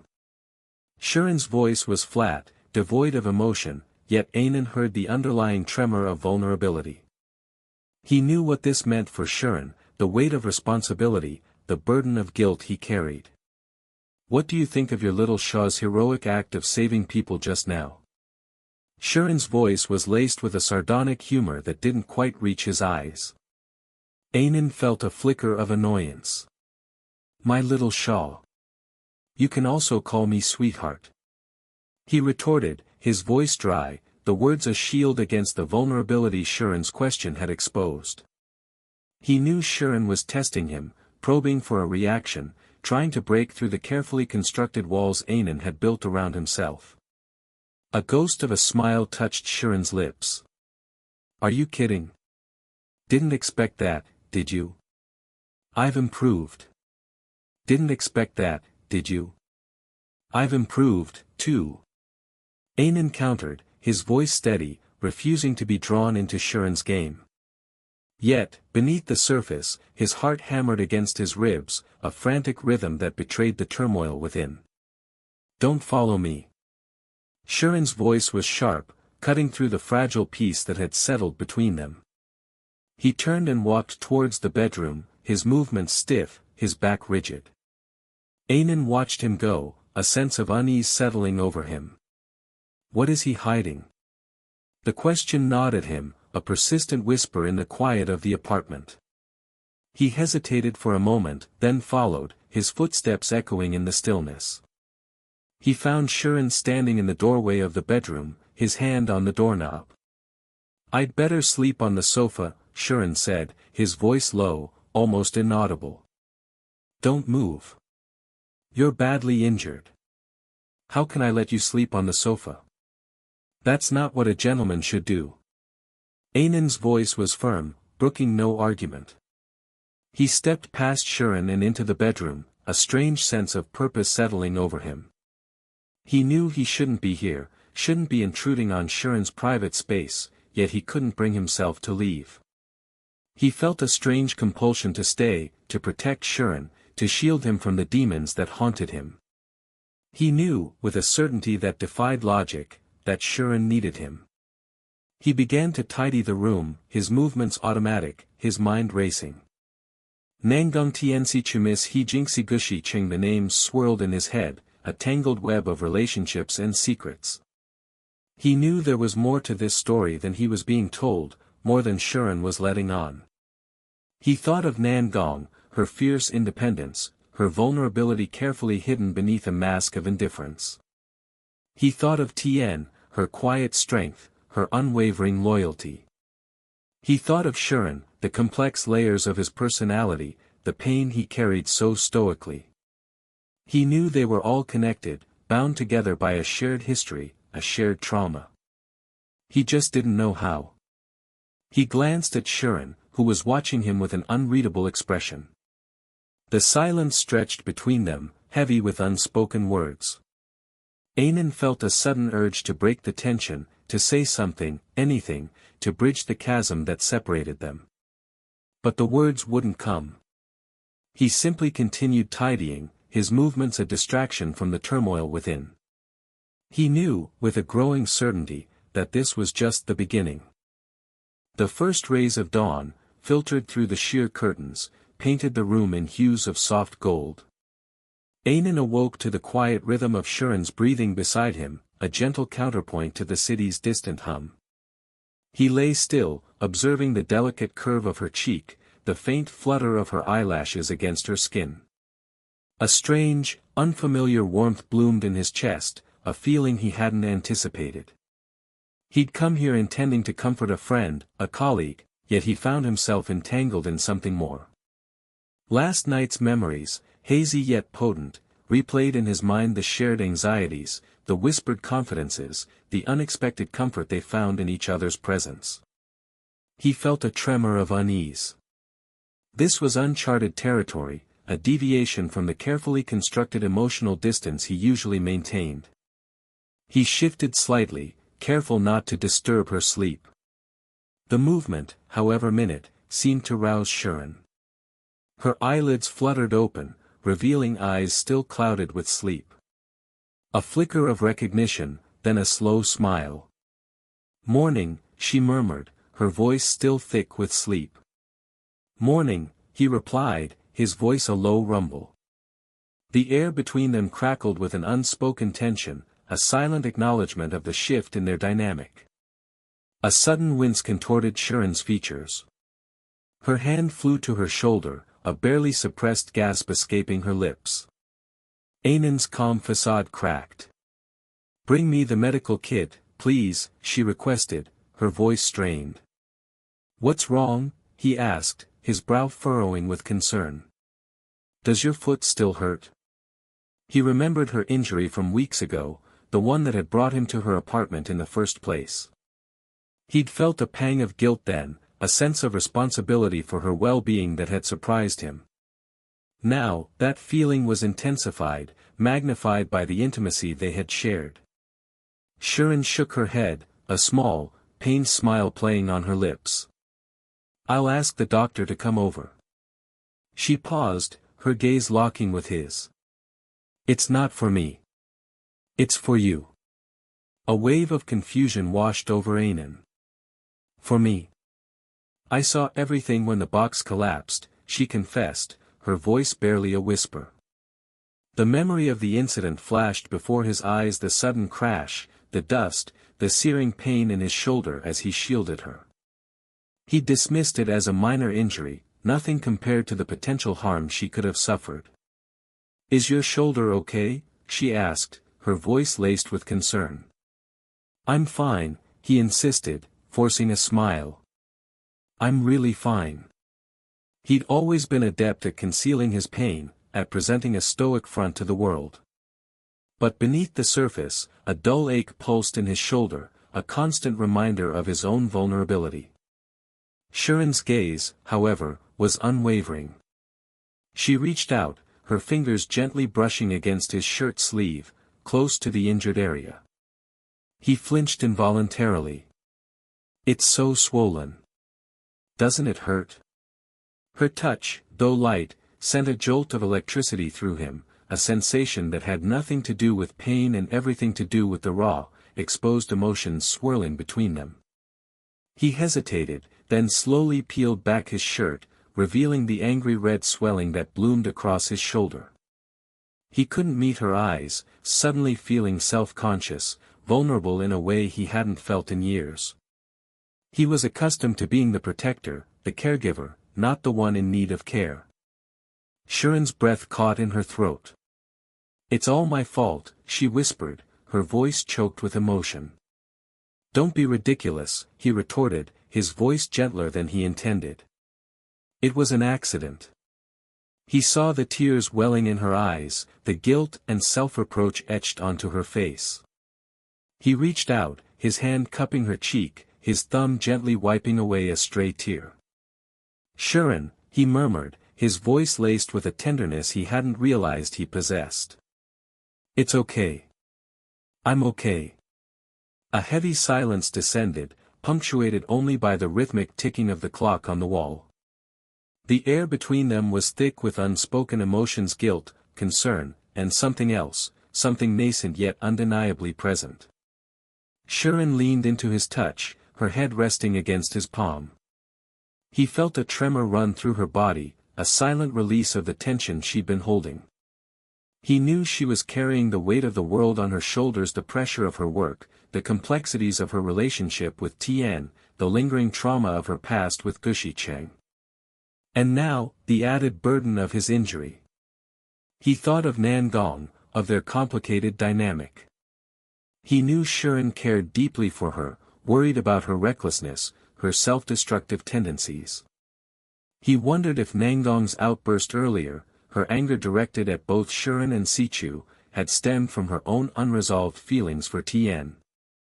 He'd seen the flicker of hurt in Alan's eyes as he tended to Nangong's injured foot, a silent testament to the depth of his affections for her.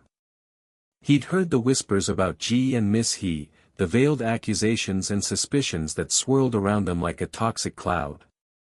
And then there was Jinxie, always lurking in the shadows, her motives as enigmatic as her smile. So many tangled threads, so many unspoken truths. He tightened his grip on Shiren's hand, a silent promise of support, of understanding. He knew they both had a long road ahead, a journey fraught with challenges and uncertainties. But in that moment, surrounded by the soft glow of the morning light, he felt a flicker of hope, a sense of shared purpose that transcended the complexities of their individual struggles. He looked into her eyes, seeing a reflection of his own vulnerability, his own yearning for connection. And for the first time, he allowed himself to acknowledge the truth, the unspoken reality that had been slowly unfolding between them. This was more than friendship, more than comfort. This was something real, something fragile, something worth fighting for. The sunlight, a rare and precious commodity in this city, streamed through the window, painting a swathe of warmth across the polished wooden floor. Anan watched the dust motes dance in the golden rays, a fleeting moment of peace in a day already fraught with tension. Nangong's outburst, raw and visceral, still echoed in their ears. The way her knuckles had whitened around the glass, the tremor in her voice as she'd finally admitted the tangled mess of emotions she held for Tian Anan sighed, a soft, almost inaudible exhale. They knew Nangong's fierce independence was a shield, painstakingly constructed to protect a heart more fragile than she let on. Alan fussed around Nangong, his concern palpable. He dabbed at the small cut on her hand, his touch gentle, his brow furrowed. "Does it still sting?" he asked, his voice soft, a stark contrast to the sharp words that had flown between Nangong and Shiren just moments before. Anan saw Nangong flinch, not from the antiseptic, but from the tenderness in his touch. It was a kindness she seemed both to crave and reject, a silent battle waged within the confines of her own troubled heart. He doesn't understand, Anan thought, he sees the wound on her hand, but not the deeper one festering within. Nangong's gaze drifted towards the window, her eyes distant, unfocused. Anan knew she wasn't seeing the sunlight, but rather the ghost of a memory, a past she couldn't escape. Shiren. The name hung heavy in the air, unspoken, yet a palpable presence in the strained silence. Anan felt a pang of sympathy for both of them, trapped in a cycle of hurt and resentment, unable to break free. Later that day, the atmosphere shifted. A different kind of tension, thicker, more suffocating, permeated the air. Shiren's family had arrived. Anan observed from the periphery, a silent observer of the carefully constructed facade of familial harmony. "It will be perfect if all the days are sunny like today," Shiren's mother declared, her voice bright, almost brittle. Anan saw the forced smiles, the strained pleasantries, the undercurrent of something unspoken simmering beneath the surface. It was a performance, a play enacted for an audience of one. Shiren's father, Mr. Gu. "Hello, Jinxie." "I'm your father," Mr. Gu boomed, his voice echoing through the room.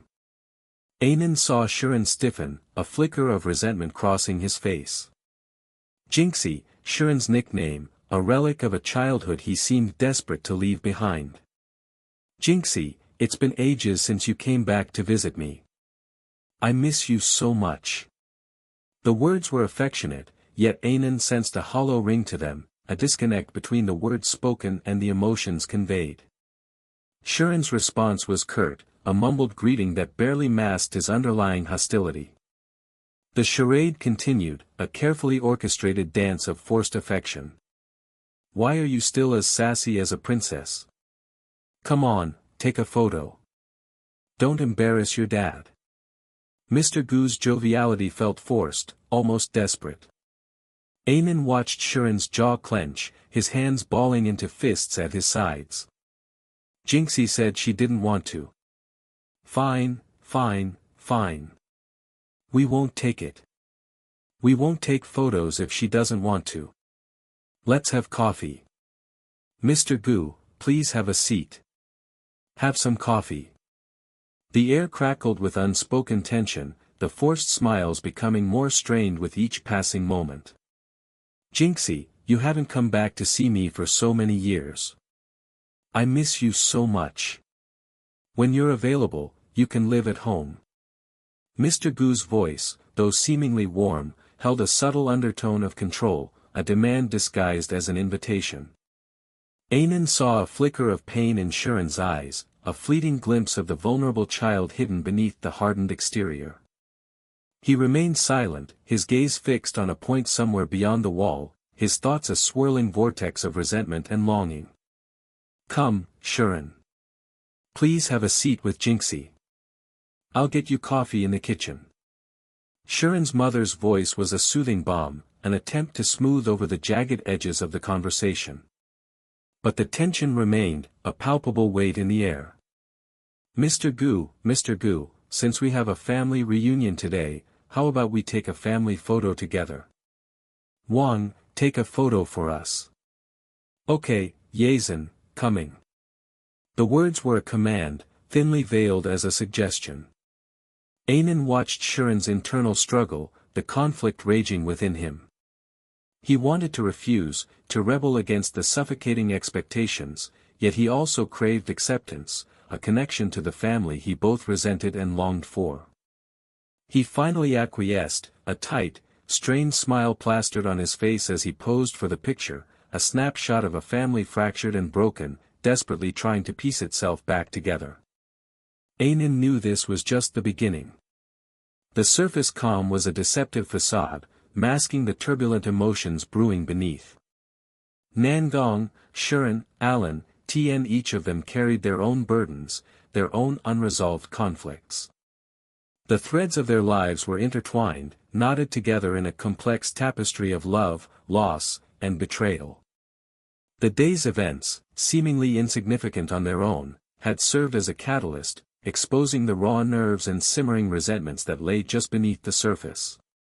The storm, Anan knew, was far from over.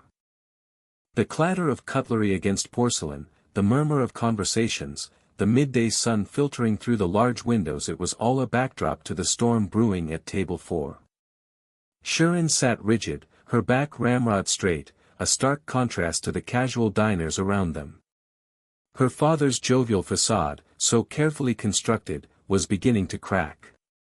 He held up his phone, ready to capture the moment, a forced smile plastered on his face. Let's take a photo, Sharon. To commemorate this happy reunion. A muscle twitched in Sharon's jaw. I don't want to take a photo. Her voice was quiet, controlled, yet the words hung heavy in the air. He doesn't care about a photo. He wants evidence. Ammunition. Her internal voice was a whirlwind of bitterness and apprehension. She knew, with chilling certainty, that this lunch wasn't about reconnecting. It was a transaction. Her father's smile faltered. Shouldn't you repay me for raising you all these years? At least with a smile for a photo? The saccharine tone grated on her nerves. Raising me? He left when I was 10. 10 years of abandonment paid for with a single, staged photograph.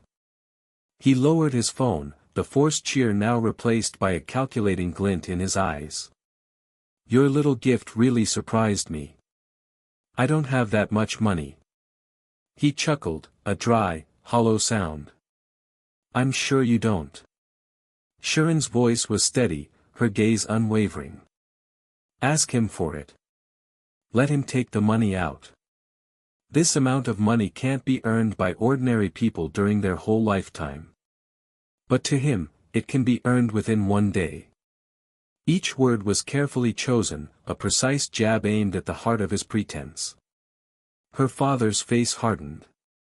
What nonsense are you talking about? He glanced around, suddenly aware of the other diners. He's worried about appearances. About maintaining his image. Sharon observed, a flicker of grim satisfaction within her. I'm talking nonsense. Do you think I can't even recognize my own daughter? You're pretending to be others in front of your own father. His voice dropped to a low growl, the mask of geniality shattering completely. A deep breath shuddered through Sharon. This was the moment. The moment of truth she had dreaded for years. There is a secret that I didn't want to reveal, but what you did today seems to force me to reveal it. Her heart hammered against her ribs, a frantic bird trapped in a cage. Will he understand? Will he believe me? Or will this just make everything worse? Her father leaned closer, his eyes narrowed. What are you going to do? You haven't lived with me for over 10 years. Don't you even remember whose daughter you are? Yanni. The name, spoken with such venom, sent a shiver down her spine. Tell Sharon the truth if you dare. I promise you won't get a single penny. Do you have to be so cruel? Sharon's voice barely above a whisper, a desperate plea laced with a lifetime of suppressed pain. The air crackled with unspoken accusations, with years of resentment and hurt. The restaurant, once a vibrant backdrop, now felt suffocating. Sharon fought the urge to flee, to escape the suffocating weight of their shared history. He won't stop. He'll never stop until he gets what he wants. She closed her eyes for a brief moment, a silent prayer for strength. When she opened them again, her gaze was steely. She had come too far to back down now. The truth, however painful, had to be spoken. Her father's greed, his manipulative tactics, had pushed her to this precipice. And now, she would jump. Across the restaurant, Ainan watched the tense tableau unfold. A subtle frown creased their brow. Something isn't right. They sensed the undercurrent of tension, the unspoken words hanging heavy in the air. Nangong, sitting beside them, was oblivious, her attention focused on a message on her phone. Nangong, Ainan began, their voice soft, are you all right? The concern was genuine. They had seen the bruises, the subtle flinches that betrayed a deeper pain. Nangong looked up, startled. What? Oh, yes. Just thinking. She offered a weak smile, quickly returning to her phone. She's hiding something. Ainan observed, their gaze unwavering. Alan, sitting opposite Nangong, reached across the table, his hand covering hers. Your hand, it's still swollen. Are you sure you're okay? His voice was gentle, filled with concern. Nangong pulled her hand away, her movements abrupt. I'm fine, Alan. Really? Her voice was sharp, edged with an irritation she couldn't quite mask. She doesn't want his sympathy. She wants what? Ainan pondered, their analytical mind dissecting the nuances of her behavior. It's Tien, isn't it? Alan's voice was barely a whisper, yet it hung heavy in the air between them. Nangong flinched, her eyes darting around the restaurant, as if searching for an escape. Don't mention his name.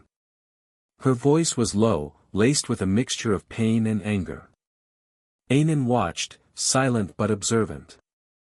The unspoken emotions swirling around Nangong were palpable, a storm threatening to break. Tien.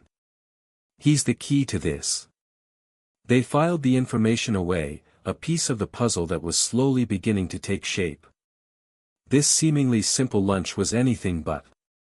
Beneath the surface of polite conversation, a web of secrets and unresolved conflicts was slowly unraveling. And Anan, the ever-observant mediator, was determined to understand the intricate tapestry of emotions that bound these individuals together. The hushed whispers, the averted gazes, the forced smiles, they were all clues, hinting at a deeper, more complex narrative.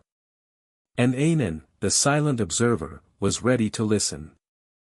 The remnants of the morning rush lingered in the restaurant, the air still thick with the scent of frying garlic and simmering broth. Shirin sat rigidly, his back ramrod straight, facing his father across a table littered with untouched dishes. His father's voice, usually booming and jovial, was now a low rumble, each word carefully chosen, yet carrying the weight of years of unspoken disappointment. Shirin could feel the weight of that disappointment pressing down on him, a suffocating blanket he couldn't shake off. He doesn't understand, Shirin thought, the familiar bitter taste rising in his throat. He never will. He gave a curt, almost imperceptible shake of his head, his jaw tight. He wasn't going to budge. Not this time. "We're all dead anyway," Shirin finally said, his voice low and raspy, the words catching in his throat like jagged shards of glass. His gaze drifted towards the window, fixated on the bustling street outside, as if searching for an escape route in the chaotic flow of traffic. Dead inside, he corrected himself silently. Empty. He turned his gaze back to his father, a chillingly calm mask settling over his features. "I'll drag you along." Jinxie. The name, a cruel joke, a painful reminder, hung heavy in the air between them. His father flinched, the casual mention of Shirin's deceased brother a wound that refused to heal. Shirin registered the flicker of pain in his father's eyes but felt nothing. Just a hollowness that seemed to expand with every breath he took. His father reached across the table, his hand trembling slightly, a gesture of supplication. "Take it," he pleaded, his voice thick with emotion. "Take it." Shirin saw the desperation in his father's eyes, the unspoken plea for reconciliation, for understanding.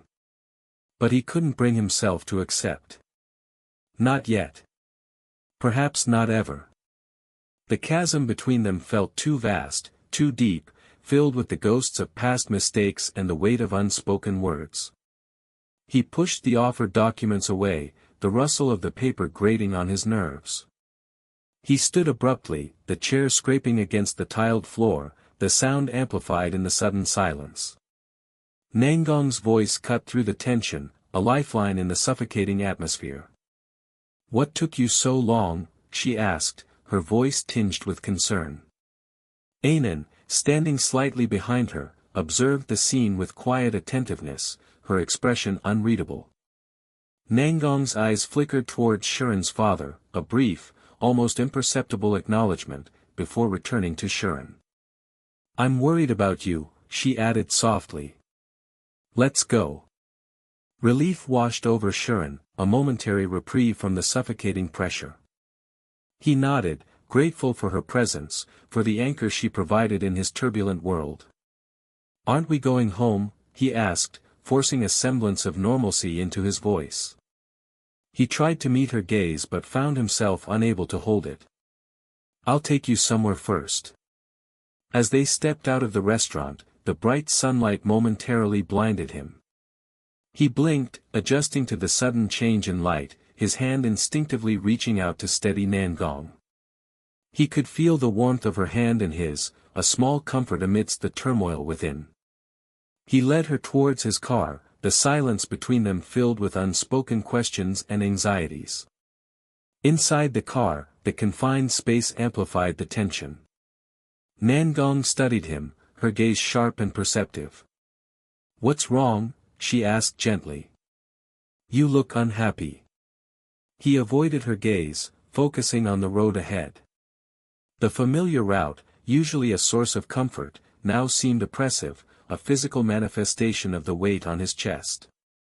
He pulled over by the river, the gentle lapping of the water against the banks a soothing counterpoint to the chaos in his mind. "So, I brought you here for some fresh air," he said, his voice strained. He knew she wasn't fooled. He could feel her gaze on him, probing, searching. "It's all written on your face," she said softly, her voice laced with understanding. "Here," she touched his forehead lightly, her fingers tracing the furrow between his brows, "says I'm unhappy." "And here," her fingers moved to his lips, lingering for a moment, "says I have something on my mind." He closed his eyes, her touch sending a shiver down his spine. He wanted to tell her everything, to unburden himself of the weight he carried. But the words caught in his throat, trapped by the fear of her reaction, the fear of shattering the fragile peace they had found. He opened his eyes, searching hers, a silent plea for understanding. "She deserves to know," a voice whispered in his mind. "But can she handle the truth?" Alan, observing from a distance, frowned slightly, concern etched on his features. He had seen the altercation in the restaurant, the raw emotion on Sharon's face, the tension radiating from him like heat.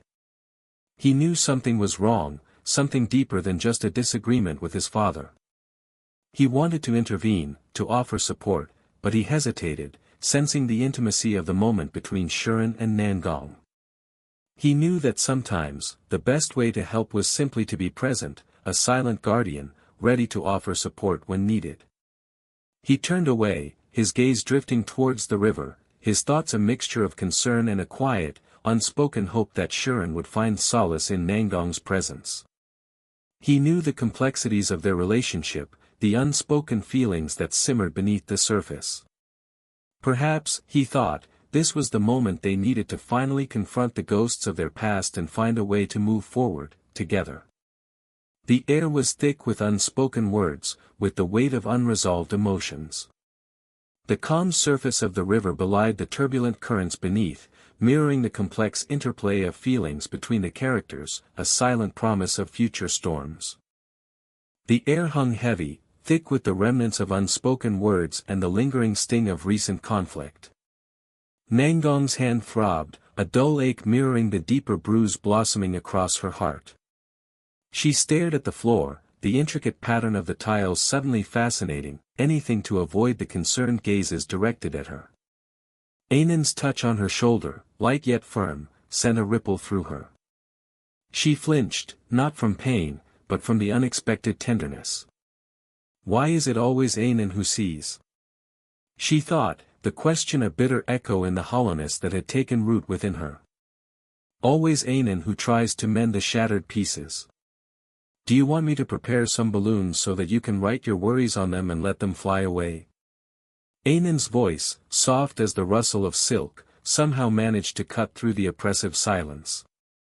Nangong almost laughed, a choked sound that caught in her throat. The absurdity of the suggestion, the gentle understanding behind it, was a stark contrast to the turmoil raging within her. She shook her head, the movement sending a fresh wave of pain through her hand. Alan, hovering anxiously nearby, stepped forward, his face etched with worry. "Let me see that," he murmured, his touch gentler than she expected. "It's nothing," Nangong muttered, pulling her hand away. "Nothing compared to the ache inside," she added silently, the unspoken words a heavy weight on her chest. She glanced at Alan, his genuine concern a painful reminder of her own inability to connect, to trust. Tien's ghost hovered between them, a silent accusation. Why can't I be honest with him? Why can't I let anyone in? Ainan's quiet sigh drew her attention. Nangong, they began, their voice laced with a weary understanding, sometimes, the strongest walls we build are the ones that trap us. The words, simple yet profound, resonated with a painful truth. Nangong looked away, her gaze drifting towards the window, the sunlight streaming through a mocking reminder of the brightness she couldn't seem to grasp. I wish I could live a life like this forever in the future," she whispered, the words barely audible, a fragile wish spoken into the silence. A life where the past didn't cling to her like a shroud, where the present wasn't a constant battleground of conflicting emotions. A life where she could simply be. No matter what happens in the future, we have to give each other time to talk and a chance to explain. Let's not argue. Let's not turn our backs and leave. Ainan's words, calm and steady, were a lifeline in the turbulent sea of her emotions. Nangong closed her eyes, willing herself to believe, to grasp onto the hope offered. But Shuren's face, etched with pain and betrayal, flashed before her, a stark reminder of the fragility of promises. Later, alone with Ainan, the carefully constructed facade began to crumble. Is Nong still your concern? Nangong's voice was tight, the words forced through clenched teeth. The unspoken accusation hung heavy in the air. Do you still suspect me? She wanted to scream, the raw vulnerability terrifying. I've explained everything to her. She's really not my ex-girlfriend. Ainan's reply was immediate, their voice firm yet gentle. No, it's not about Namli. It's Xiang. Their gaze held hers, steady and unwavering. I trust you. The simple words, spoken with such conviction, pierced through the layers of doubt and insecurity that had wrapped themselves around Nangong's heart. She looked at Ainan, really looked at them, seeing not just the calm mediator, but the unwavering friend, the silent confidant who had witnessed her at her worst and still offered unwavering support. I know. I know how you feel, she whispered, the words a confession, a release. The truth, unspoken yet understood, hung between them. They both carried the weight of past hurts, the scars of broken trust. The conversation shifted, the undercurrent of tension easing slightly. Is your department on strike? Ainan asked, their voice tinged with amusement. The question, seemingly mundane, was a welcome distraction. Nangong managed a weak smile. The director is not here. He Jinxie is not here either. Our director is on sick leave. As for Miss He, she skipped work because no one can control her. Her attendance report says she's out for work. The words tumbled out, a litany of absences that mirrored the emptiness she felt within. As Ainan left, Nangong was left alone with the silence, the echoes of the conversation swirling around her. She knew, with a chilling certainty, that the storm hadn't passed. The temporary calm was merely the eye of the hurricane, a brief respite before the next wave of emotions crashed over her. She had confessed, she had been heard, but the underlying issues, the tangled web of relationships and unresolved feelings, remained. She glanced at her injured hand, the throbbing a constant reminder of the physical pain, a pale reflection of the deeper wounds that festered within. Ji, Sichu, Gushi-Ching, their names echoed in her mind, each one a thread in the complex tapestry of her life, each one a potential source of future conflict. She closed her eyes, drawing a deep breath, steeling herself for the battles to come. The fight for her own peace, for her own happiness, had just begun. The antiseptic scent of the hospital clung to Ainan's clothes, a stark contrast to the turmoil brewing beneath the surface. Nangong's hand, bandaged and throbbing, clenched around a crumpled tissue. Bruises, the color of a dying sunset, bloomed on her knuckles. Alan hovered nearby, his concern a tangible presence, a low hum in the sterile room. Are you sure you're all right? He pressed, his voice soft, edged with the kind of worry that couldn't be brushed aside. Nangong's jaw tightened. She wanted to snap, to tell him to mind his own business, but the exhaustion weighing on her eyelids was heavier than her pride. Just a scratch, she muttered, her gaze fixed on the swirling patterns in the linoleum floor. Ainan watched the exchange, a quiet observer. Beneath her placid expression, a current of unease ran deep. Nangong's bravado was a flimsy shield, barely concealing the raw hurt underneath. He didn't mean to, Alan continued, the words hanging heavy in the air.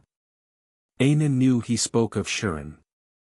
The name, unspoken but present, filled the room like a phantom limb. Nangong flinched, a muscle twitching in her cheek. It doesn't matter, she said, her voice flat, devoid of emotion. But Ainan saw the tremor in her hand, the way her breath hitched in her throat. It mattered. It mattered immensely. Shirin, the ghost that haunted both their lives, the source of a pain neither woman could fully articulate. Anan placed a hand on Nangong's shoulder, a silent offering of comfort. The tension radiating from her was palpable, a live wire humming with unspoken accusations and regret. Later, when Alan had stepped out to fetch coffee, Nangong finally looked up, her eyes meeting Anan's. "He's changed," she whispered, the words barely audible. Anan said nothing, her silence an invitation to continue. "He used to be gentler." The unspoken comparison hung between them, gentler than Tien, the man who had carved a scar not only on Nangong's heart but on Anan's as well. Anan closed her eyes for a moment, the memories, sharp and unwelcome, flashing behind her eyelids. Ji, Sichu, Miss He, Jinxie, Gushi Cheng faces blurred in a kaleidoscope of shared trauma. They had all been caught in Tien's web, each bearing their own invisible wounds.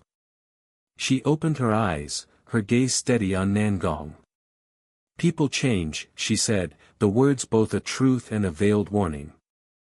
Nangong's silence stretched, filled with the unspoken weight of their shared history. Anan wondered if Nangong saw the reflection of her own pain in Anan's eyes, the ghost of Tien that lingered between them. A phone buzzed, breaking the tense silence. Anan glanced at the screen. It was a message from Jinxie, asking about Nangong. Anan typed a quick reply, assuring her that Nangong was all right, downplaying the incident. She knew Jinxie would see through the lie, but some truths were best left unspoken, shielded from the harsh light of day. Nangong watched her, a flicker of understanding in her eyes. They were both masters of deception, experts at concealing the cracks in their carefully constructed facades. "She worries too much," Nangong said, a faint smile playing on her lips. Anan nodded, her thoughts drifting to the complex web of relationships that bound them together. Jinxie, fiercely protective of Nangong, Gushi Cheng, stoic and dependable, Miss He, her quiet strength a beacon in the storm. They were a makeshift family, forged in the crucible of shared experience, their bonds tested by fire and loss. When Alan returned, the conversation shifted, the heavy silence replaced by mundane chatter about hospital food and the latest news. But beneath the surface, the tension lingered, a subtle undercurrent of unresolved emotions. As Anan prepared to leave, Nangong caught her hand. "Thank you," she whispered, her gaze intense. Anan squeezed her hand in return, a silent acknowledgement of the unspoken understanding that flowed between them. "Take care of yourself," Anan said, her voice soft but firm. Nangong nodded, her eyes shadowed with a mixture of pain and resolve. Walking down the sterile hospital corridor, Anan's mind raced. Nangong's confession, Shirin's volatile temper, the lingering shadow of Tien, each piece of the puzzle felt heavy, significant. She had played the role of mediator, the calm center in the storm, but the storm was far from over. She felt the weight of responsibility pressing down on her, the unspoken expectation that she would somehow fix everything, mend the broken pieces and restore the fragile equilibrium. But how could she fix what was broken within them all? How could she erase the scars that ran so deep? Outside, the city bustled with life, oblivious to the private dramas unfolding within its walls. The sun beat down on Anan's face, a stark contrast to the chill that clung to her bones. She took a deep breath, the crisp air a welcome change from the antiseptic confines of the hospital. She had to find a way to help Nangong, to help them all. But first, she had to confront her own ghosts, the memories that haunted her sleep, the echoes of a past she couldn't escape. The road ahead was long and uncertain, but Anan knew she couldn't turn back. She had to keep moving forward, one step at a time, navigating the treacherous terrain of their intertwined lives, searching for a way to bring them all back from the brink. The lingering sting of Nangong's slap still throbbed on Anan's cheek. It hadn't been a particularly forceful blow, but the shock of it, the sheer unexpectedness, resonated deeper than any physical pain. Anan touched the spot gingerly, the phantom sensation a stark reminder of the raw emotion that had erupted in the otherwise sterile environment of the hospital waiting room. Nangong's voice, sharp and brittle, echoed in their memory, "I don't need your help." Anan sighed, the soft exhale barely audible above the rhythmic hum of the vending machine down the hall. They knew better than to take it personally. Nangong's defiance, her fierce independence, was a shield, meticulously crafted over years of unspoken hurt. Alan, pale and hovering nervously by Nangong's side, fussed with the ice pack pressed against her bruised knuckles. He murmured soothing words, his voice low and gentle, a stark contrast to the tension that still crackled in the air. Anan watched them, their own heart aching with a strange mixture of sympathy and something else. A flicker of something they hadn't allowed themselves to acknowledge for years. It was unsettling, this sudden surge of emotion, threatening to disrupt the carefully constructed equilibrium Anan had built around their life. "I told you, I'm fine," Nangong snapped, her voice tight with suppressed emotion. She winced as Alan adjusted the ice pack. Beneath the bravado, Anan saw the vulnerability, the subtle tremble in her lower lip. It was a familiar mask, one Anan had seen countless times before, on countless faces. The mask of someone desperately trying to hold themselves together, even as the world threatened to crumble around them. "Just let me help," Alan pleaded, his eyes reflecting a mixture of concern and helplessness. He reached out tentatively to brush a stray strand of hair from Nangong's face. She flinched away, the movement small but telling. "Don't," she whispered, the word barely escaping her lips. Anan turned away, the scene unfolding before them too intimate, too raw. They walked towards the large window overlooking the city, the glittering lights blurring